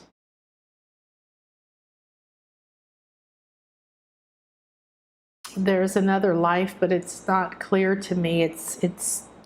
I see a lighthouse. It's tall, it's dark. It's like at night, so it's a silhouette. The light is not on. It's a rocky shore. There's nothing near it. There's no houses. I just see shoreline, trees, very kind of glowing blue sky, big rocks on the shore.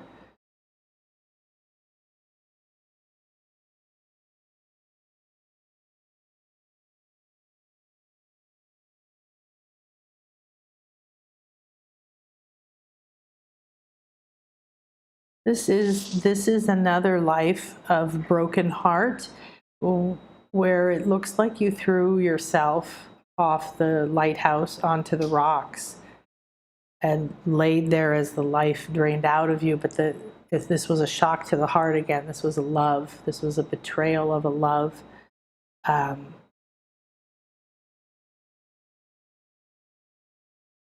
You had a young boy, it looks like, but that wasn't enough, the love of the young boy, to keep you there. You made sure that you looks like it's maybe with your mother, with a grandmother. He was with a grandmother, and then you left and did this. And the power of these two lives on you right now is the agreement that you made, the decision that you made, and that decision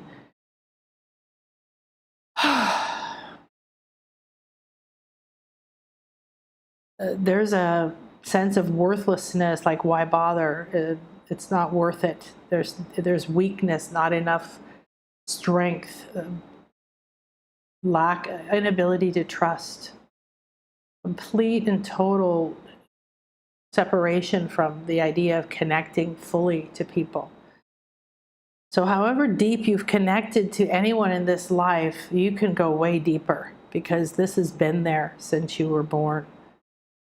And this is a moment now where these are coming, speaking through these layers of swelling and balloons and bubbles and padding, that it's safe, that it's time to start to relax it and to let more life force come through.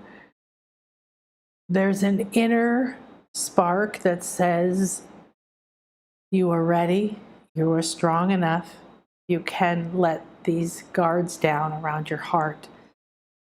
It's going to be a journey of walking through those old fears and feeling the strength. But what's important for you right now is to have a connection to your life force and to the other parts of you, because that is your strength.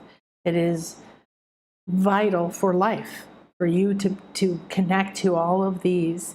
And it's like you've been doing some beautiful practices that only get you to a certain place, because there's this, can't get all the way into that core. So this is a transformation of your heart, a freeing and rebuilding and strengthening of your heart. And these two other parts of you are here also to let go of the shock, the heartbreak, the betrayal, and all the energies around that. All of you are going to come together in a new level of trust. So this is trusting from the heart, courageous heart. Courage is the first power state. It's the first state where you are in energy that is empowering to you, not having to force your way through. So accept the pain, rise higher, accept the betrayal, accept the past, accept what you do or don't feel or understand, accept it all, and see your heart softening a little bit, expanding, receiving life force, and letting this part of the swelling go down. Gently, gently releasing.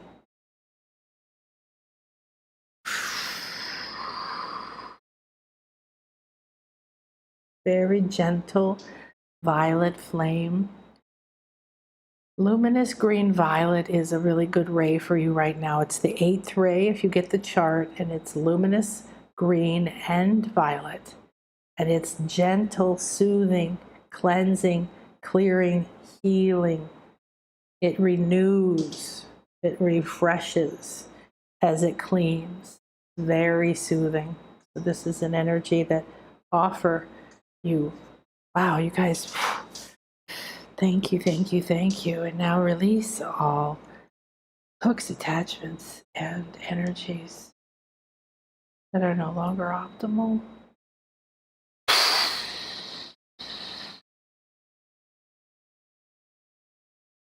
Oh man, you guys are big, amazing.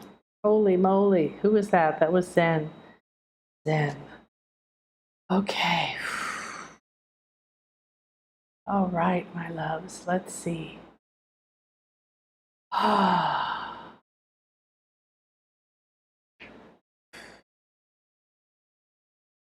Ocean Goddess said the camp is $388. It's on sale right now. It's normally $555.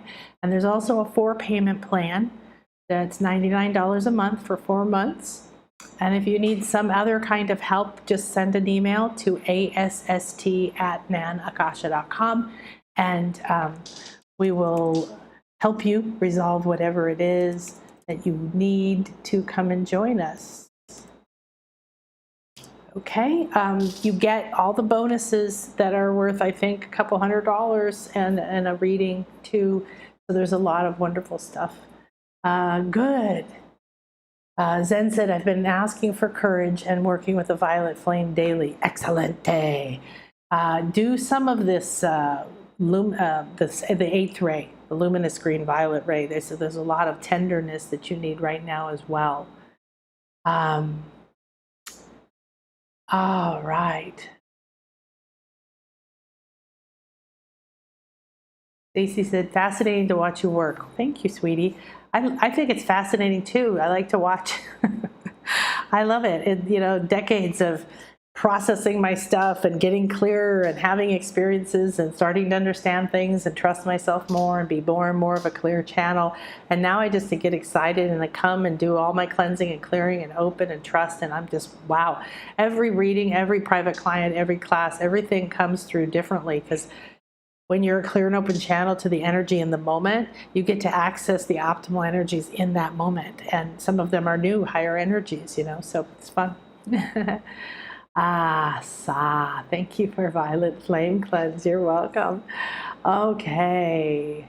I went to, the Bermuda Triangle. I went to Bimini and swam over the Atlantis Road and did a lot of Atlantis work with a group many years ago.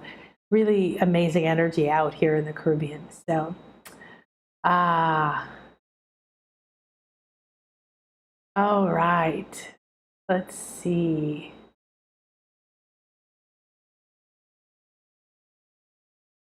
All right. So Sherry Lord. Sherry came in here and you are vibrating. I look for what lights up and grabs. And so you're camping. How fun. If you like camping.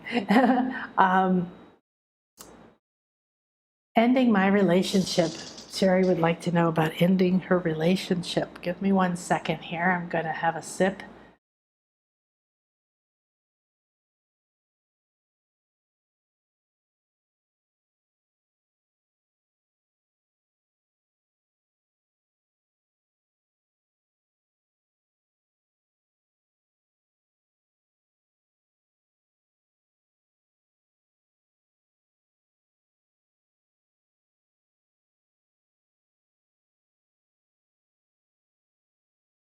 I muted myself. Okay, I was going to show you the slide with the thing, but it's nanakasha.com/intuition camp. There's going to be a link below when we're done. And of course, reach out to me if you want to. I'll be checking the emails all weekend. Donna's email, ASST@nanakasha.com, in case you have questions or whatever you need. And this is just about different people here's some of your bonuses that you get right there. And frequently asked questions, that's a good section that we added. So someone was asking about the price. So here's what it is normally. Through the end of the month, it's going to be $388, or 4 payments of $99. Then you get that discount. And also, there's a bonus that's not here right now. That is the $99 attendance to the intuition manifestation, and that's good if you sign up through Monday, through the first class. It's good. Okay, let's go ahead and look at this quote. We need a little break here. Wow, things were getting pretty intense. You guys are really changing. This is so exciting because when I do private work and I get to see the patterns, and then I get to see this, like doing a lot of readings now, seeing how we're all sort of moving in our own pathways, but in the same pattern and stuff. It's wonderful. So Brian Weiss wrote a book called Many Lives, Many Masters, and it had an immense impact on me when it first came out. Not a lot of books were out at that time about these topics. And he is a psychologist, psychoanalyst, I don't know, one of those things.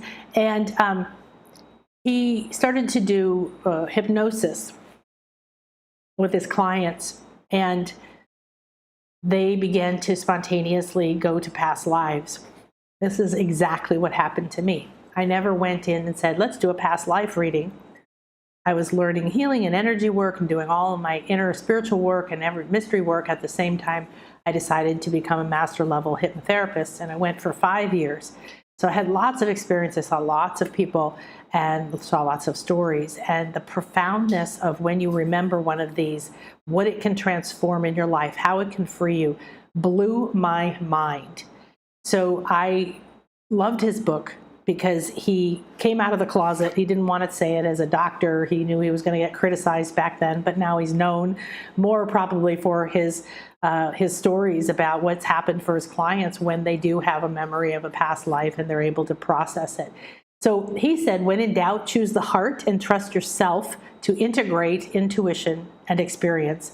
That's the power, intuition and experience. There is a balance, a harmony to be nurtured between the head and the heart. When the intuition rings clear and true, loving impulses are favored. So when the intuition rings clear and true, when we cleanse it and clear it, when we intend and consciously to connect to it, when we listen and open, when we don't rush ahead to try to analyze it and make it mean something, when we listen to what's coming up right now and we walk through what we're being offered instead of trying to make something else happen or judging ourselves. So when doubt comes up, and we talked a lot about that yesterday, choose heart and trust yourself to integrate intuition and experience. What is experience? Experience is your experience, right, for life, for in your job, in your work, in your classes that you take, whatever your experiences are, the actual integrated knowledge that you have. And then what happens is you let your intuition flow in and it takes over. So an athlete, in the moment, I was an athlete. I played basketball, volleyball, and track in all 4 years of high school. I lived in London, so I was all Europe in basketball. And I can tell you, I did not know the word intuition. I didn't pay any attention to that concept back then, but that was completely intuitive because you practice, you practice, you practice, you practice. That's experience. You get the muscle memory, you get the feeling of it, you understand the strategy. And then if you're learning to play tennis, you have to learn how to hold your hand and where to stand and what to do and how to do all these things. But when you're in the moment in a game, you can't stop and go, oh, I have to hold my hand. You have to trust your experience is already in there, and you move with the intuition, and the intuition takes over and it blends with your experience, with your knowledge. And the clearer you are, the faster it can flow through you. So when I see things and I hesitate, I see something and I wait to see, well, what else is going to show up? What else is going to come through? what does this look like? I might see a statue that's half chiseled away like I saw, but for someone else, and it might mean something completely different depending on what the energy is, right? So that's the fun part. Okay, so let's do some more readings here. Let me see if I can do this. I should have. I think that's how it goes.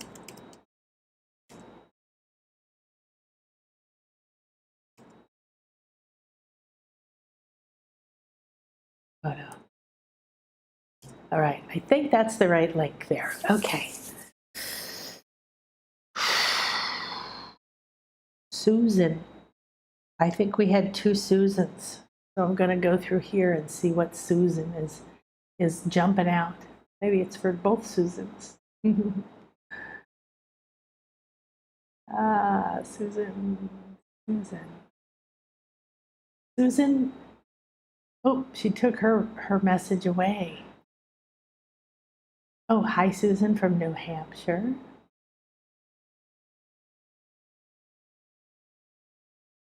Is there another Susan here?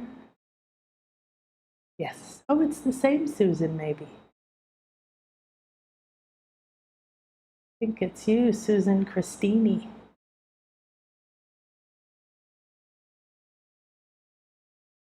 All right, Susan Christini. Hopefully. Thank you. She said amazing readings. Ocean Goddess. Oh, Get Up with Love. Thank you for the reading. I heard from myself that the girl is my mother or her mother, and they fear my gifts and powers. That's how it felt. It felt like something like that, very much like that. I got directed to do a sacred transmuted flame meditation by Oren. Good. Awesome. I'm excited for you. Excellent. Great. I love it when I can get feedback from you guys. Okay, so Susan Christini.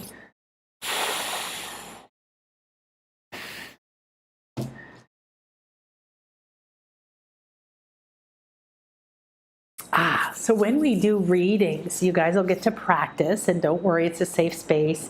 People get really, really, really anxious, and we're going to create a safe space for you to practice, and you're going to prove to yourself how amazing you are instead of be an epic failure. But I'm going to be doing some readings with you too during the camp. So, all right, Susan.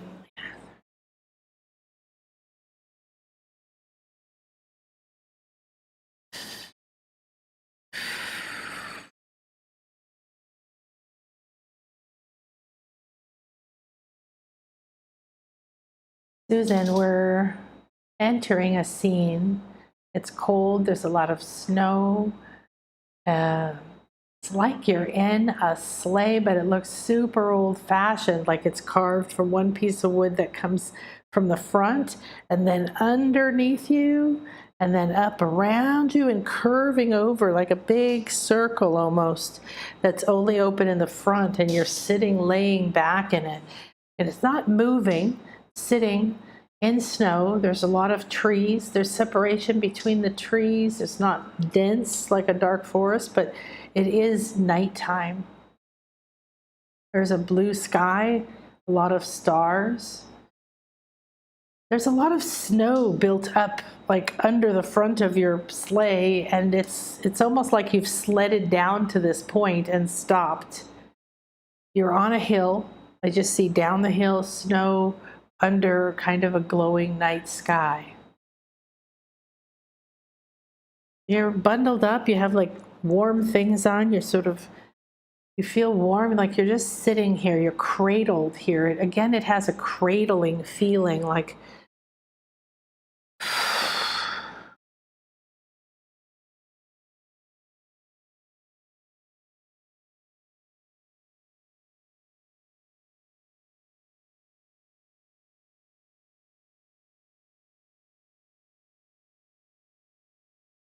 this is not a life. This is before a life. Is this before this life? Yes, this is before this life. This is your soul level, your spirit level before this life. It's like you're looking down the hill. It's like that way, way, way, way, way down. You can barely see a speck of light and maybe a little smoke coming up from a town or a house or life in physical form.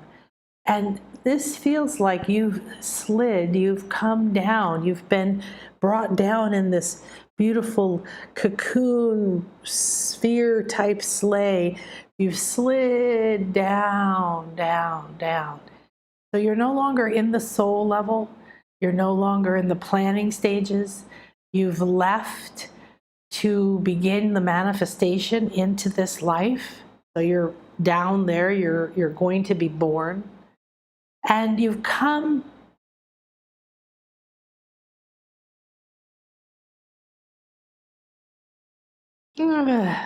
it's more than 3/4, but it's not quite half the way. You're like right in there, down. And you've kind of come to a halt. You're just sitting here. You're feeling like you're bundled up for the cold because the denseness, you're being a descended God. When we come into a body, we come down in layers. The Mayan called it descended God. We come from being everything down to more dense energies, and pretty soon we can enter the body. Now, the part of you that enters the body at birth is only a small part, and then till age 7 is around 7 to 8 is when the rest of your spirit self that can enter the consciousness integrates.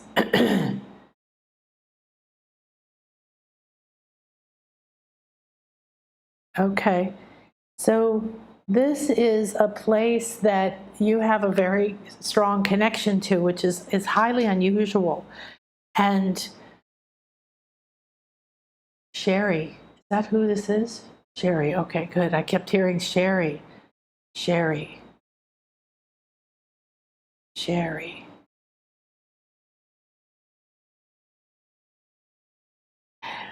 The feeling here is like preparing for something that you know is going to be like going out on a journey, being prepared, knowing it's going to be difficult and scary. It's going to be test your limits.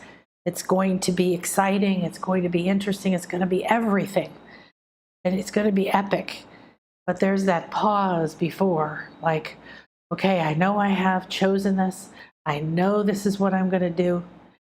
And I just gathering my focus, gathering my strength, absorbing this last moment when I fully conscious that I am not my body, that I am so much more, that I have this plan. So if you can tune in and feel into this part of you, this is what's here right now for you. And it's interesting, you're camping. I don't know where you're camping, but this being surrounded by the trees, this nature kind of feeling, like coming more in down the mountain.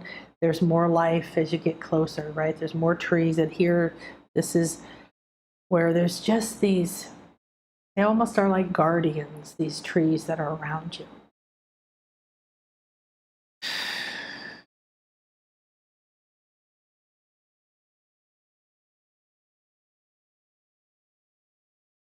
There's an important message for you right now.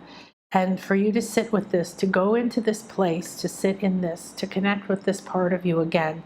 Again, like I said, this is a rare moment, and I think it probably has to do with this, the opening right now, the full moon into the Lion's Gate.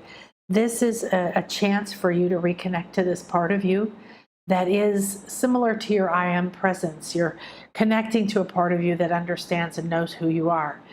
Connecting to a part of you that knew that you were going to go through certain things and had to consciously let go of knowing that. This is a part of you that wants to connect to you because you're getting again ready now to enter a new phase, go down deeper into this life. This is going to be entering your body more, being more fully present while still being more conscious of your higher gifts and who you are. So this is about to happen. This part of you is here and asked to connect to you. If you can do it while you're in nature, it's wonderful. Otherwise, you breathe in, but feel yourself in this. You've got this white outfit on that's all puffy and soft, and there's just this cocoony feeling in the cold.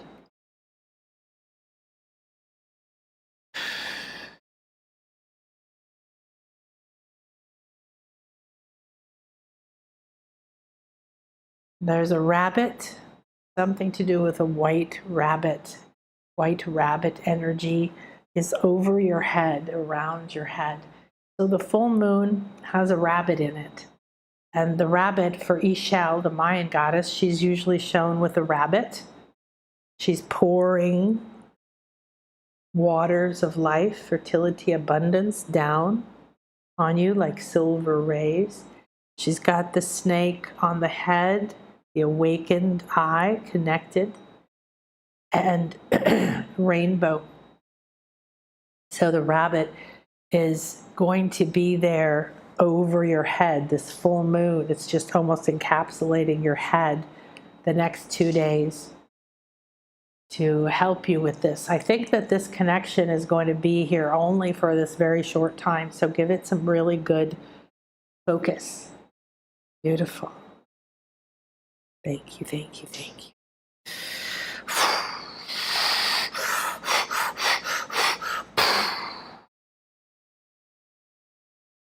All right, Autumn. Autumn. Hello, dear. You are next, Autumn, darling. And we're going to go a little longer. You want to hang around? Let me just find you. She says, I'm so excited.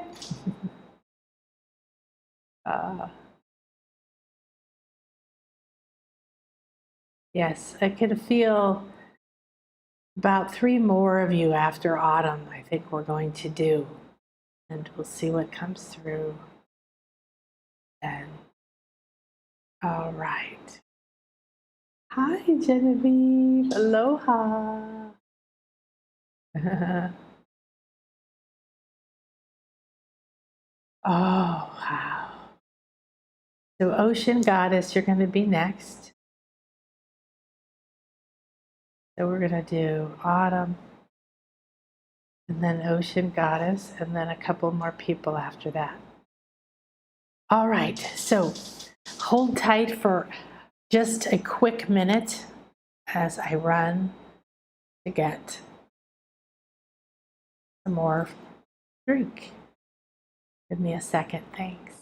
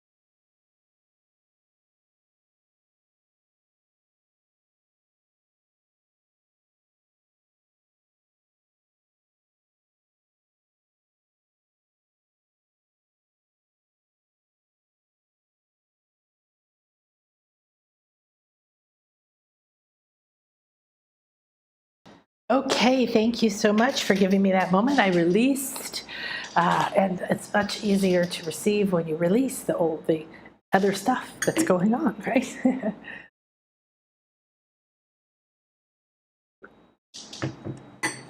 All right, my beloveds. Autumn. Okay, autumn. Whew, there's some energy there. I hope you're joining us for the intuition camp. I'd love to work with you again. Oh, Denise. Hi, Denise. Hi, Denise. Hi, Denise. How are you, pumpkin? Ah, Petronella. Hello. Blessings. Ah. All right, Autumn, my darling. Are you ready?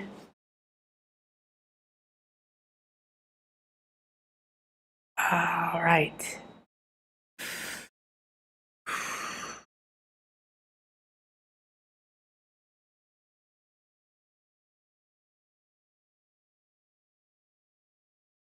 Yes, Susan, Christine, I did a reading for you. So if you missed it, then go back and listen. It was just the last one, I think. No, I did Sherry. We did Susan, and then we did Sherry. Now we're doing Autumn. Okay.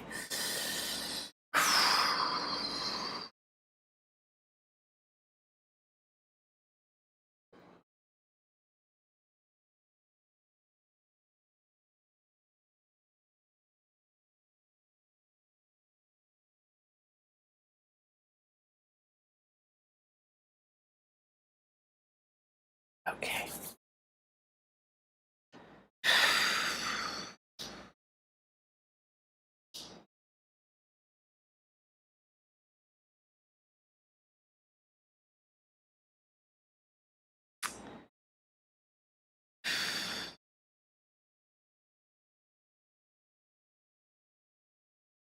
Autumn, you're trying to receive, but you're only letting it come in to a certain point.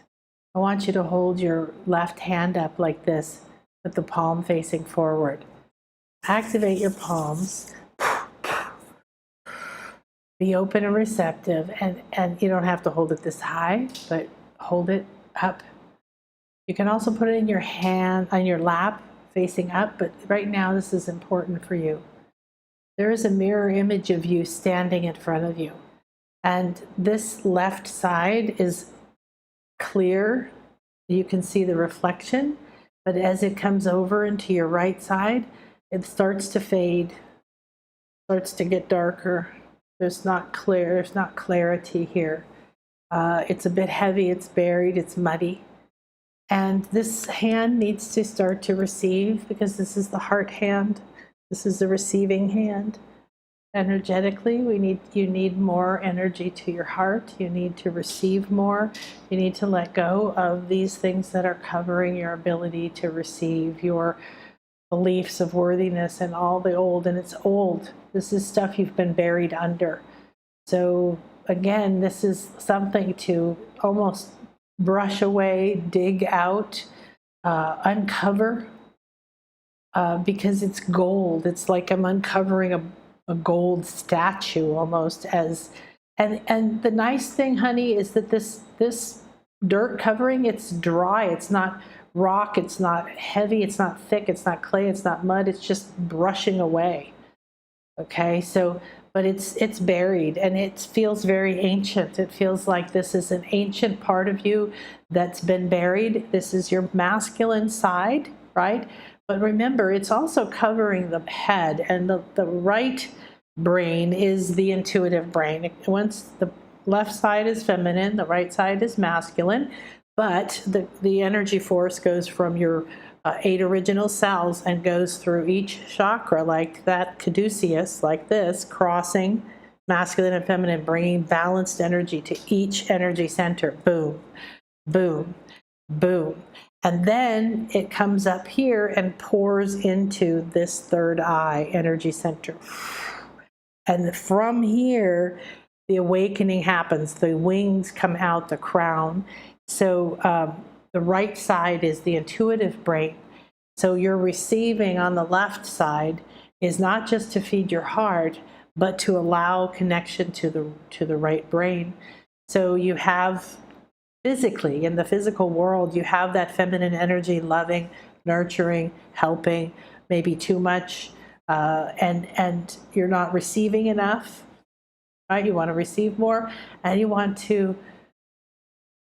allow yourself to reveal, to uncover with great respect, like you're doing an archaeological dig. Brush away the old, carefully uncover this part of you. It's ready. It's very beautiful. And this is going to give you access to the intuitive mind. So for you, you're excavating your intuitive mind and your action side, right? So your logical mind is fine, it's here, it's functioning, but without the intuitive brain uncovered, it can't fully balance out. So too much work, too much stress, too much trying with the mind and the body, the way we've all been taught.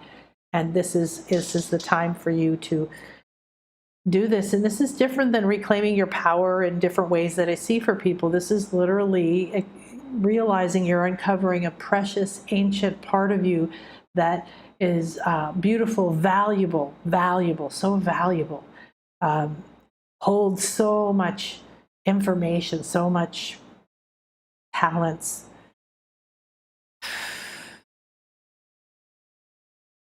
So we're going to do a bit of wind. The air element wants to come and just help you very gently blow this away.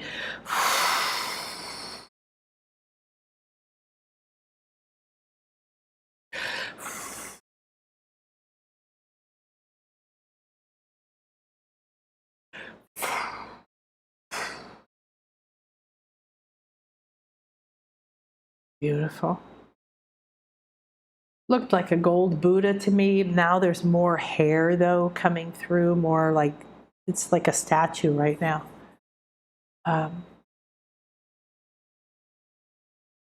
Right around the shoulder and armpit, right in this energy, that's denser. This is the articulation, right? The ability to move. This is the connection of heart to throat, head, higher self. This is the ability to take action. These things, this is where the densest energy is, but you're going to have a beautiful uncovering. So again, let the full moon, let Ishel, let the rabbit, let the light and the illumination of this, what is ripe now. This is all we're seeing, a lot of what's ripe now, ready to be seen. And I would take advantage of it right now, this minute that you feel and hear this. If you repeat this and listen to this later, the full moon energy is encoded onto this, okay? There's a deer totem, a deer energy, deer spirit animal. This has come for you to help you. Deer, beautiful, my first totem animal ever. Beautiful, soft, loving. There's exquisite energies there. This is your guide for uncovering the value, the beauty. See this beauty. All right, thank you.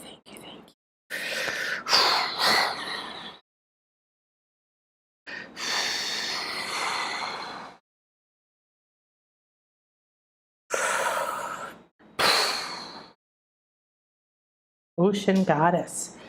All right, my ocean goddess. Let's see here.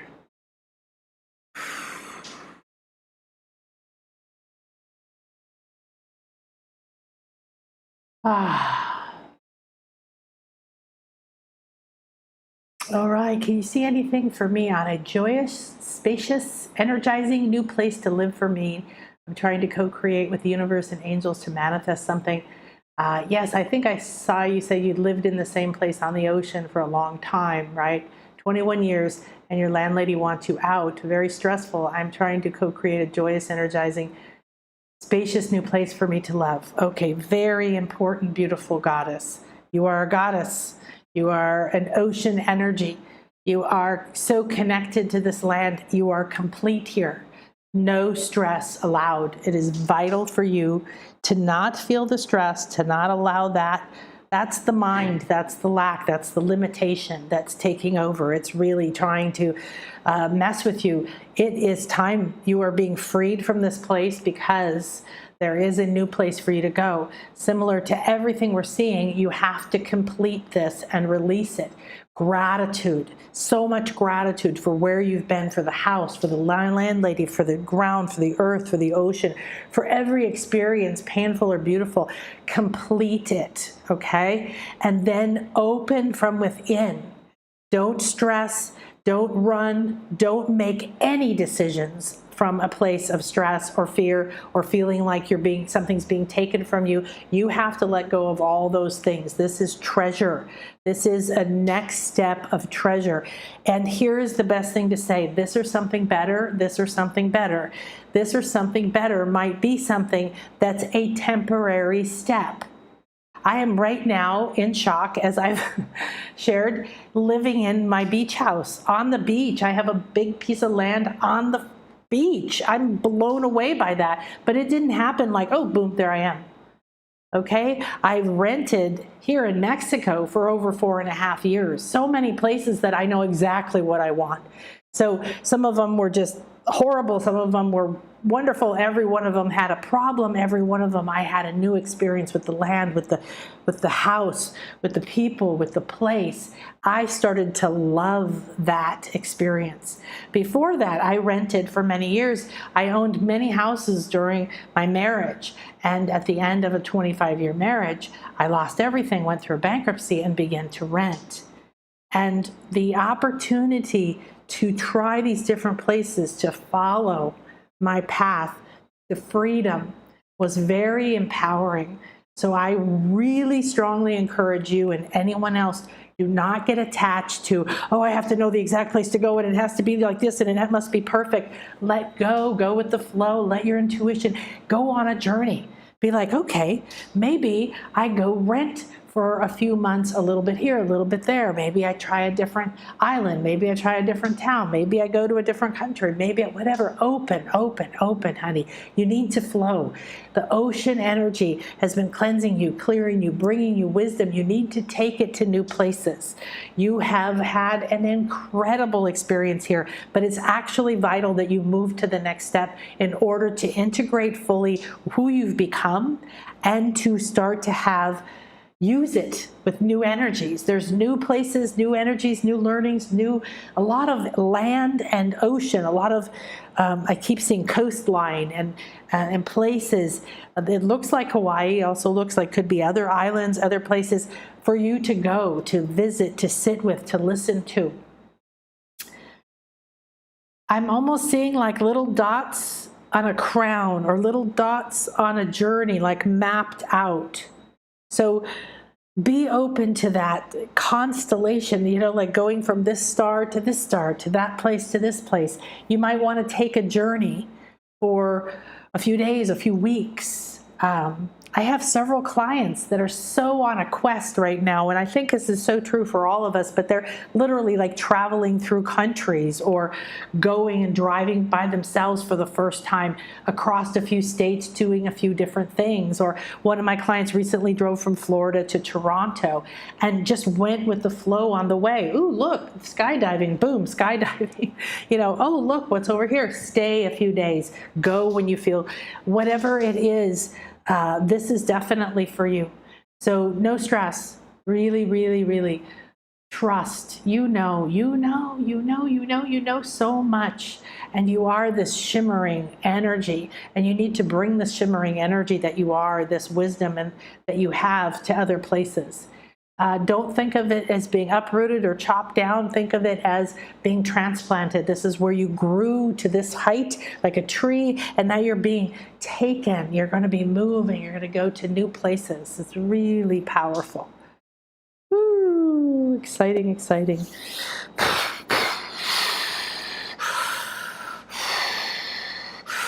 I don't even want to disconnect from your energy. There's so much waves and mermaids and things.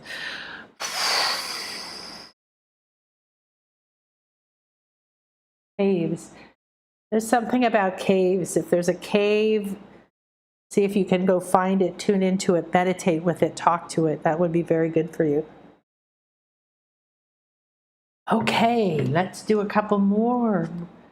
Muchas gracias. All right, my loves, let's see here. Oh, Denise, I love you so much.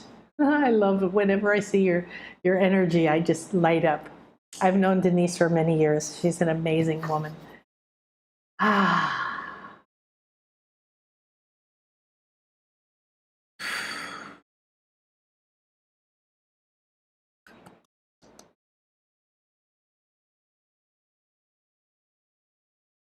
Germain's Violet Flame.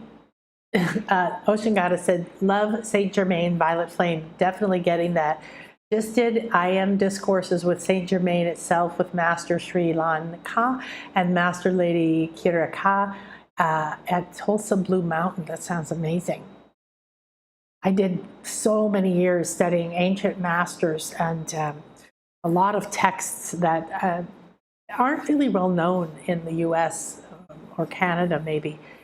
Studied with a British lady, French people in India, and a lot of the old energies have a more information were really hard for me to understand at first, and then had a depth, a purity to the message that is repeated now in modern books, which are easier to read, and yet there's a lot of opinion and dogma. So these are very beautiful. Saint Germain is part of my Light Body Council. So here right now, so is Kuan Yin and the Violet Flame, and that we use in all of our courses. So you'll be meeting them and working with them as well in the course. I Am Discourses, that sounds interesting. Channeled by Saint Germain, yeah. Hi Denise, amazing. Adult children pain issues. Oops.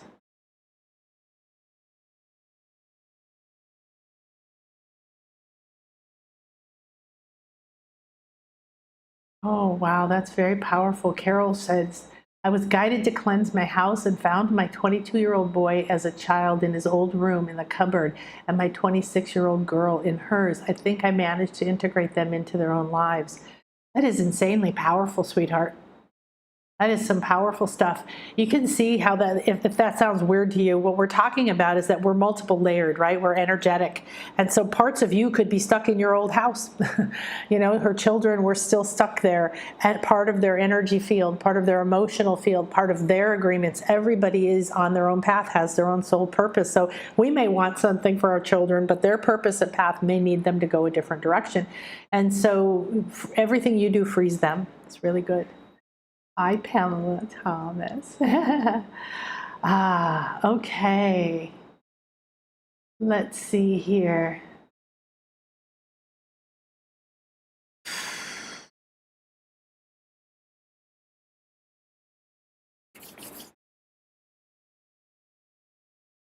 There's a vibrating energy. I'm seeing who it is. We did Sherry. It's Selena with a C. There you are. Selena Spader de Augsburg. Namaste. Hi, do I know what my talents are? How do I tap into them? I'm always told I have great energy, but I am not sure what they are. Is there something blocking me? All right, Selena.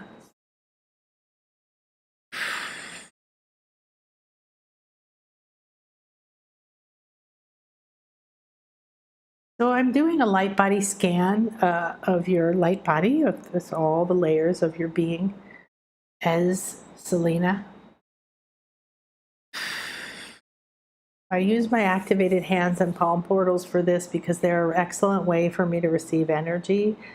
And then this way, it's coming in. It's different than how I've done with some other people.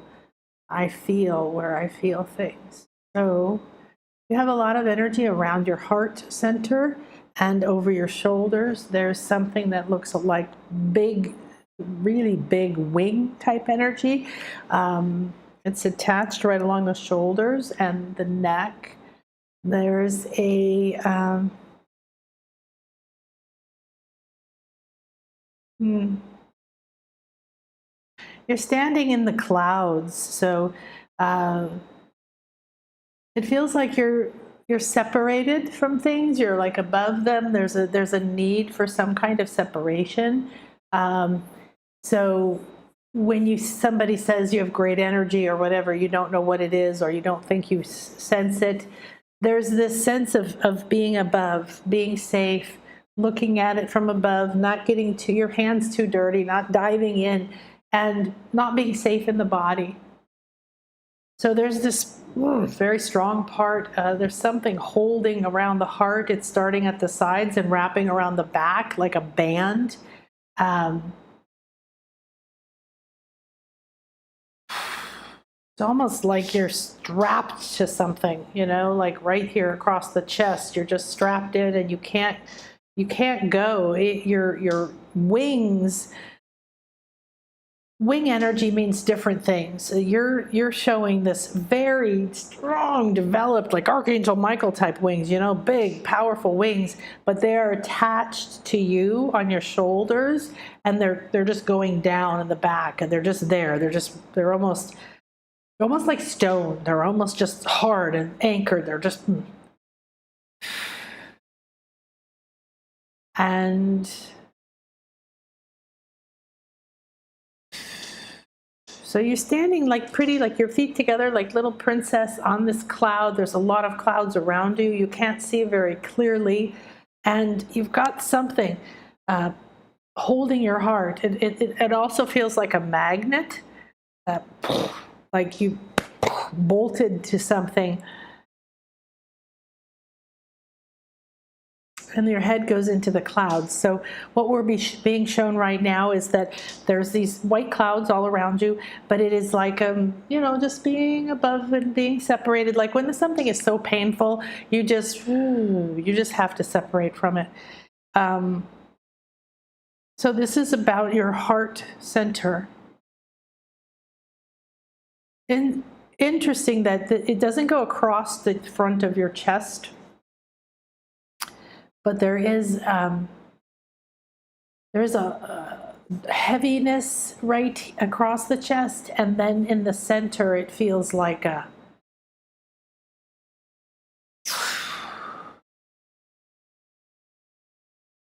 something that's been anchored in, almost like a stake pounded in through the chest.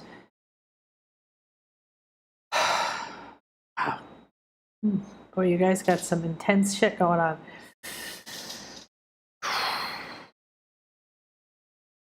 The energy of this is very much like being nailed to a cross. I don't see a cross. I don't see your hands or any of that. I'm just the chest part. But it's like you've been nailed to something, and also are anchored with a magnet and pinched like a thing, clenched you, like a vice clenching you from behind. And all of these are attached to something I can't see. And you can't soar, you can't fly, and so you're just there.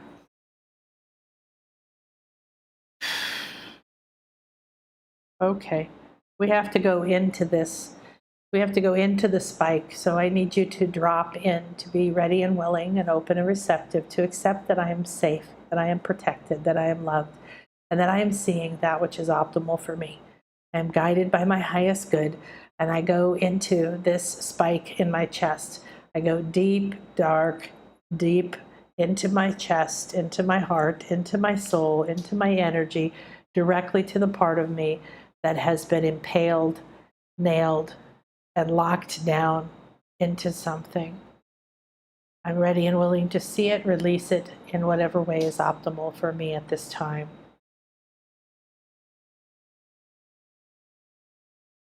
It's dark and deep. It's an old wound. There's a lot of like dried blood, so it's just like been there.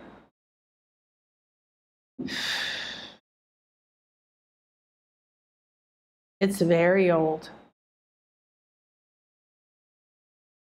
It's very old. It's like Jesus old. It's like older than that. It's an ancient life experience. And you look a bit like that. You look like you have been impaled to a stick, to a post, to a tree. It's a tree. You've been impaled to a tree. Your arms have been tied around it. There's some almost like barbed wire type stuff tied around you, and you were impaled there left. You just have a cloth wrapped around your waist. You have long hair. You're a man. You have no other clothes on. And you're sort of listless. You're dying. You're looking down. There's no one else around. You were left here. This was something religious. This was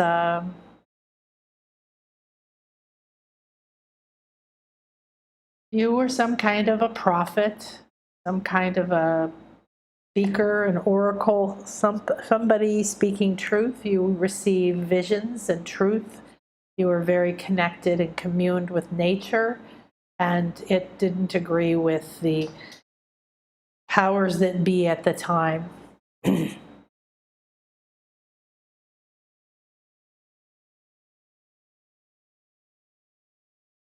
It reminds me of some old paintings. There's a saint, some kind of a saint that's tied to a tree with arrows, but you don't have arrows.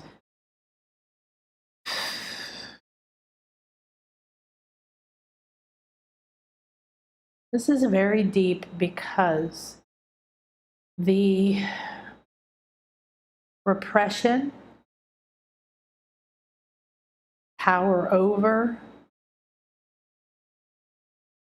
killing, stealing of life,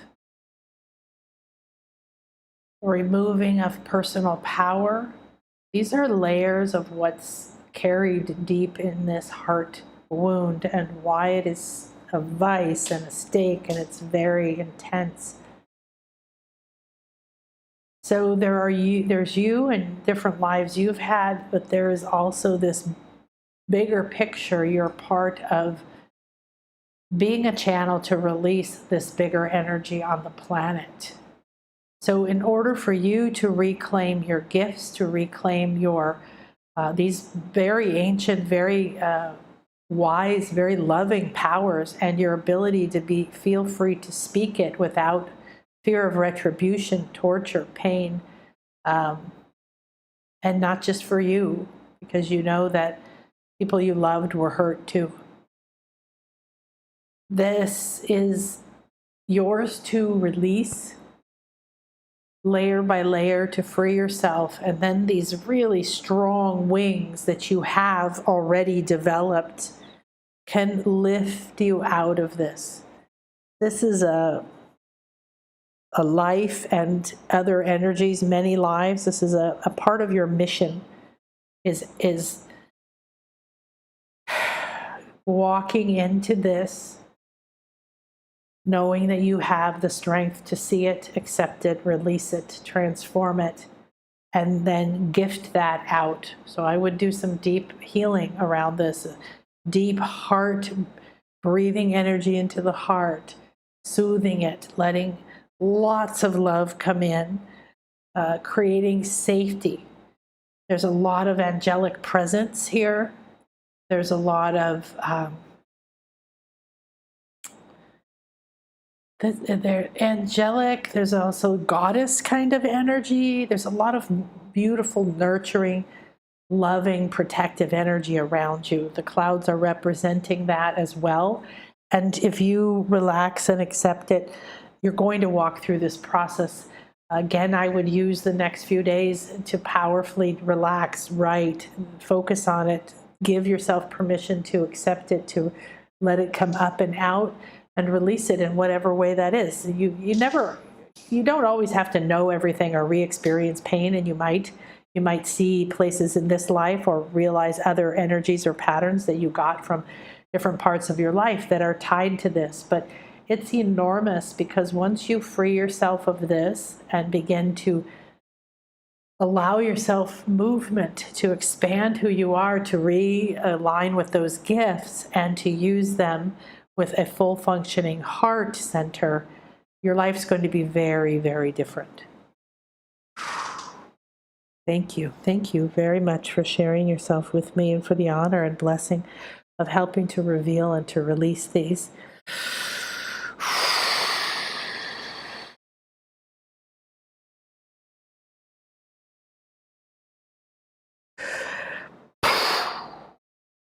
We're pulling some of this energy out right now.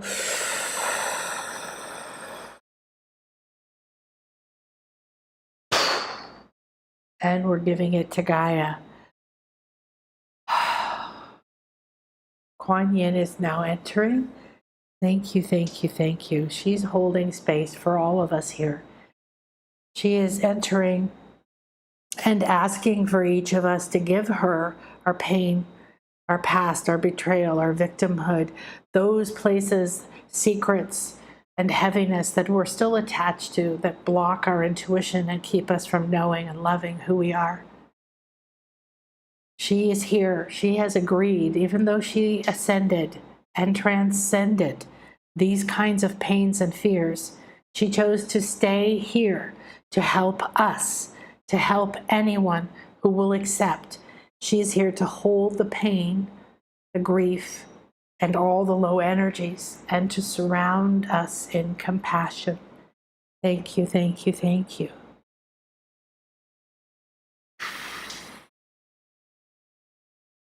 Selena, thank you, Selena. Luna, hello, beautiful.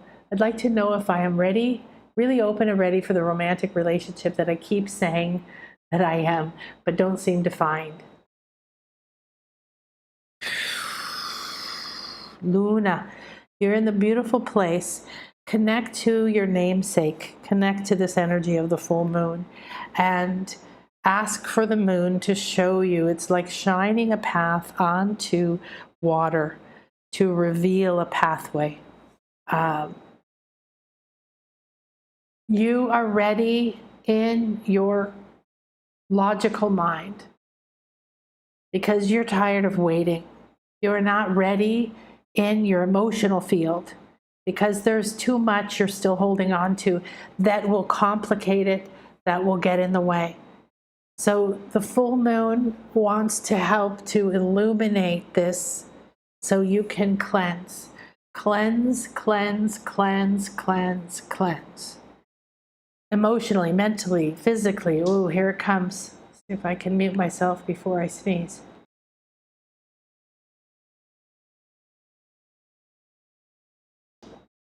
Woo! That happens at the end of my readings frequently. Usually I'm able to mute myself so my clients don't know. The energy that I'm feeling from them, from you right now, comes up and I can feel it inside and it's going and going and it literally goes up the inside of my nose and then out. So this is clearing the path. Your heart, your mind, your heart, your higher self, your crown, your heart, and Gaia, your body. These need to be connected. You have to trust and love yourself. So it's not far away, but instead of focusing on the love that you want, focus on you, releasing everything so that you are clear and open and aligned and ready to receive. Because you're not going to clearly see right now when that person comes your path. You might pick it up. And sort of like with me and Chris, I shared the story of how I was going through, I asked for a separation in my 25-year marriage. It was very dramatic. We didn't start the divorce for a year. So for the first 6 months, I just felt free and strong and got stronger and stronger. And about 3 or 4 months in, I started to feel someone. I could feel it energetically. I was an energy worker already. I was doing a lot of things. And I was like, I can feel someone with my solar plexus. And then it started to go into my sacral. And I started going, is it this guy or is it that guy? And I don't want a guy. And I was the other way around. I wasn't looking for my soulmate. I wanted to get out of a relationship. I wanted to just be with myself. I wanted to rediscover completely the power of being me. And so what happened was I felt this person. And then it was 6 months until I actually physically met Chris, and I wasn't sure it was him, and we would meet and I wasn't sure, and it was on and off. And then I became certain, but he didn't know. And I had this decision to make. And then I had this 6 months of clearing and cleansing and accepting myself and doing all my energy work and my magic work to get to the frequency where I could feel him. And he still couldn't feel me because he was in a depression. Things had fallen apart for him too. Again, all aligned for perfection. My life fell apart. His life fell apart. We met. Now, we could have not gotten together and maybe met again, or maybe found each other a little bit later down the road. But I didn't see him as a potential partner until it was thrust upon me. So if you clear your energy, you may notice more quickly the energies that are around you. There's also not a clear path right now. So if you allow yourself to take more flow, there's a few relationships that you might have that will just be an aspect that you can learn to receive and accept. Maybe just a really powerful friendship with a man or woman that is so trustworthy, so endearing, that you feel safe and you think, oh, I can totally be myself with this person. This is what I want every day in my life. Oh, this person is a really good friend, and I feel like I see and accept myself more when I'm with them. And this person genuinely, so you're being fed by different relationships that are available to help you put together and receive better the different aspects. All right. All right, we have one more that I can feel that is important today, and I hope that you will come and join me in the Intuition Awakening class starting on Monday. You don't have to be able to attend live. I get that question nonstop. If you can't come live, it's okay, because it's being designed for people to use on their own terms, but everything is designed for repetition. Okay, do the activation, repeat the visualization, repeat the attunements, do the activation, repeat this part, then go to the next step, and so on. Okay, if you do it, if we do it in the morning and you come home that night and do it, you can send questions. You can be a part of the Q&A on Saturdays. Maybe you can free up your Saturdays. I have one client who's freeing up her Monday mornings from her job so that she can rearrange to be there live, but she's not going to be able to do it every time. It's okay. All right. So if you feel called, if this moment you know that you're having like all these energies I'm seeing, you're right there at the precipice. Old stuff's ready to go. New stuff is ready, prepared, ready to move forward. This is really powerful time. Come and join us. Okay. nanakasha.com/intuition camp. So let's see, who is the person? John, thank you. John said, bless you, and I accept that. Ocean Goddess says, the king was, let's see, you did a previous reading for me, Nan, where you saw me wearing a rose quartz crown with pearls. You saw me in a life as a king. The king was sad for missing his beloved wife, tried to merge with higher self of the wisdom of the king. It makes me nervous to know that there is no place for me. I have to really trust the universe now. Absolutely, honey. And when you learn to do this trust, you are going to expand so fast. When you let go of all the patterns that say, I need to know where the money is coming from. I need to know where I'm going to live. I need to know that I'm safe in this way because it's an illusion. You become one with your flow, and you are able to react and receive so much more powerfully. So, thanks for sharing your insights. Oh, thank you, Carol. Zen said, Kuan Yin's appearance right now is significant for me. I've been working with her in one of her channeled energy modalities. Thank you so much. You're welcome. I have a beautiful Kuan Yin that will be here one day again when I unpack her. Luna, I do feel him so close. That's why I'm looking. But yes, I can still clear more. I will be patient. Luna, I don't want you to be patient. I want you to be in action. I want you to know that you're doing things whether you see that person or not. I want you to be aware of all the relationship potentials that are around you where you can see and experience little tastes. All right?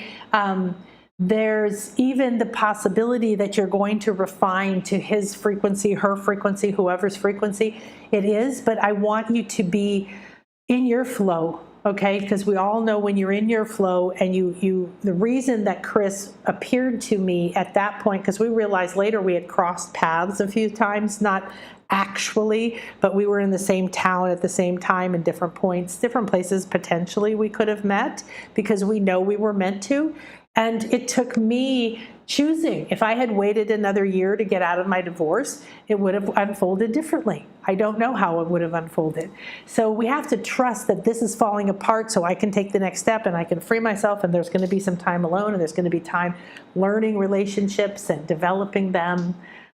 So it's wonderful. All right, let's see. Who has our last message for us today? Oh, you're all so beautiful. Gaze. I want to say hi to Jennifer. You came in and said, hello, good morning. Feel free to tell me about myself and/or also have a nice day. And I want to, there's a feeling. So let's all tune into this. So many of you have offered blessings and love and sent beautiful energies out. So let's all receive those. A beautiful day, a light day, a mermaid day, a magic day. Beautiful.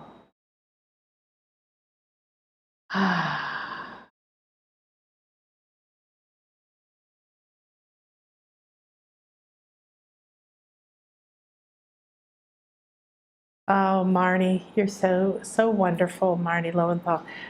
Praying for your help, please. Absolutely. That's why you came forward as one of our readings. And there's some powerful energies for you that you need to accept. There's support for you right now that you need to accept. So relax and say, if I believed that the support was here, the solution was here, the answer was here, where would it be? What would it feel like? And then listen, look around inside yourself. All right, gaze. I need to integrate some relationships, especially with husband and siblings, and it's overwhelming. Absolutely. So many people here, I'm sure, are having an overwhelming experience with relationships right now. Old paradigms of relationships are breaking down, especially siblings, husbands, people who are integrated into very key roles in our life. Those roles are changing. Even if you're not divorcing or separating, the roles within the relationships are changing. So again, the most important thing, coming into center. Okay, coming into center. Who am I? Am I coming from me? How could there be harmony in this relationship? How can there be harmony? And I can't fix them, and I can't force them to get along, and I can't fix that, and I can't direct where these people are going to go and what they're going to do. You need to pull your energy back into the center, away from all these people and trying to make it happen, and back into your center. When you're fully integrated in here, you're going to feel the centeredness, the life force, I want to say groundedness, but it's not grounded like that. It's like centered in you. And from this place, your request is harmony between me. I always heartweave harmony between me and my siblings, harmony between me and my husband, harmony between me and whoever. And harmony in my reality, harmony in my mind, harmony in my field, to my left, to my right, above, below, behind me, within, without, harmony to my environment, harmony to my job and my money, harmony to my car and my clothes, harmony to my relationships with myself and others, harmony to my past, harmony to my future, harmony to all that I am becoming. We activate a harmonized power program for everyone here to go with you for 2 days. We call on the full color spectrum to mist down this beautiful, loving energy, soothing, gentle, healing, integrating, bringing harmony to the body, the cells, to the old embedded fears, contracts, attachments, decisions, thoughts, beliefs, to diseases and imbalances in the body, in the finances, in the relationship, in the environment. We ask this harmony gently infuse, aligning us with our soul signature frequency, each aligned at this time to our highest good and that which is optimal at this time. Thank you, thank you, thank you. Harmonize. Harmonize. Harmonize. Take a moment to open your heart in gratitude, to open your entire field, your mind, your body. Open and receive this harmony and allow yourself to be aligned with your truth. We give great thanks for this gathering and this moment, and for everyone and all the guides and angels and energies and all the healings and revealings and releasings and all the transformation, all the becomings, all the messages and all the guidance, all the love and all the light. We give great thanks to the full moon and to Ishel and to our higher selves, to our I Am presence, to our body elementals, and to Gaia. To this moment in time, we give thanks that we are here, that we are leaders of light and love, and that we walk our path in presence, truth, personal, inner truth. May this intuition awakening go with you and I in every step, in every thought and every breath, with every touch and every choice. We ask for clear, aligned, open, flowing, protected connection to each of our truths, to all the solutions, to whatever is needed in each moment to flow a path of ease, acceptance, harmony, transcendence, compassion, and joy. And so it is. I am love. Declare this in your heart. I am light. I am infinite. And I am flow. I am that I am. EA. Escher, EA. I accept that which I am and move forward with grace, ease, love, support, trust on my path. Today and from this moment forward, I walk in my new reality, a light and enlightened, guided from within. I love and trust myself.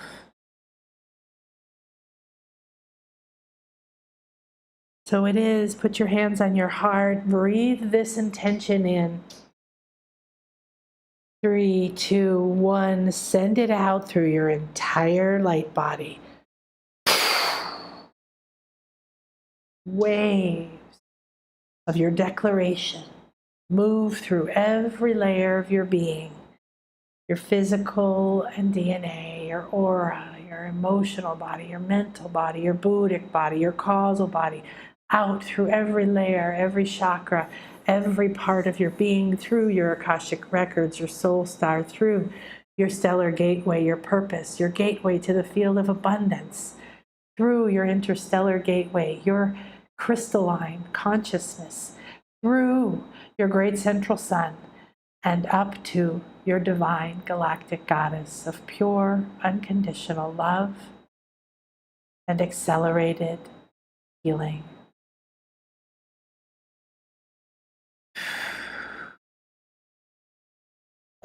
Thank you so much, everyone. This was beautiful. I never want these to end, but I can feel when the energies are calling.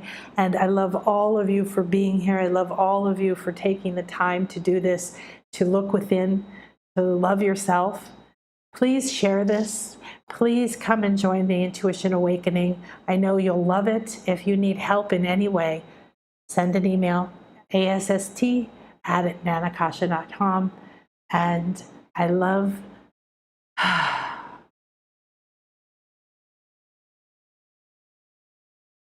it has a flavor.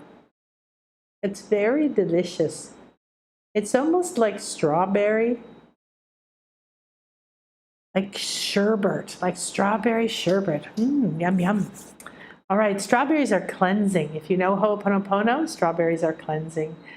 Thank you, Gaze. Thank you, Lori and Pat. Thank you so much love to all of you.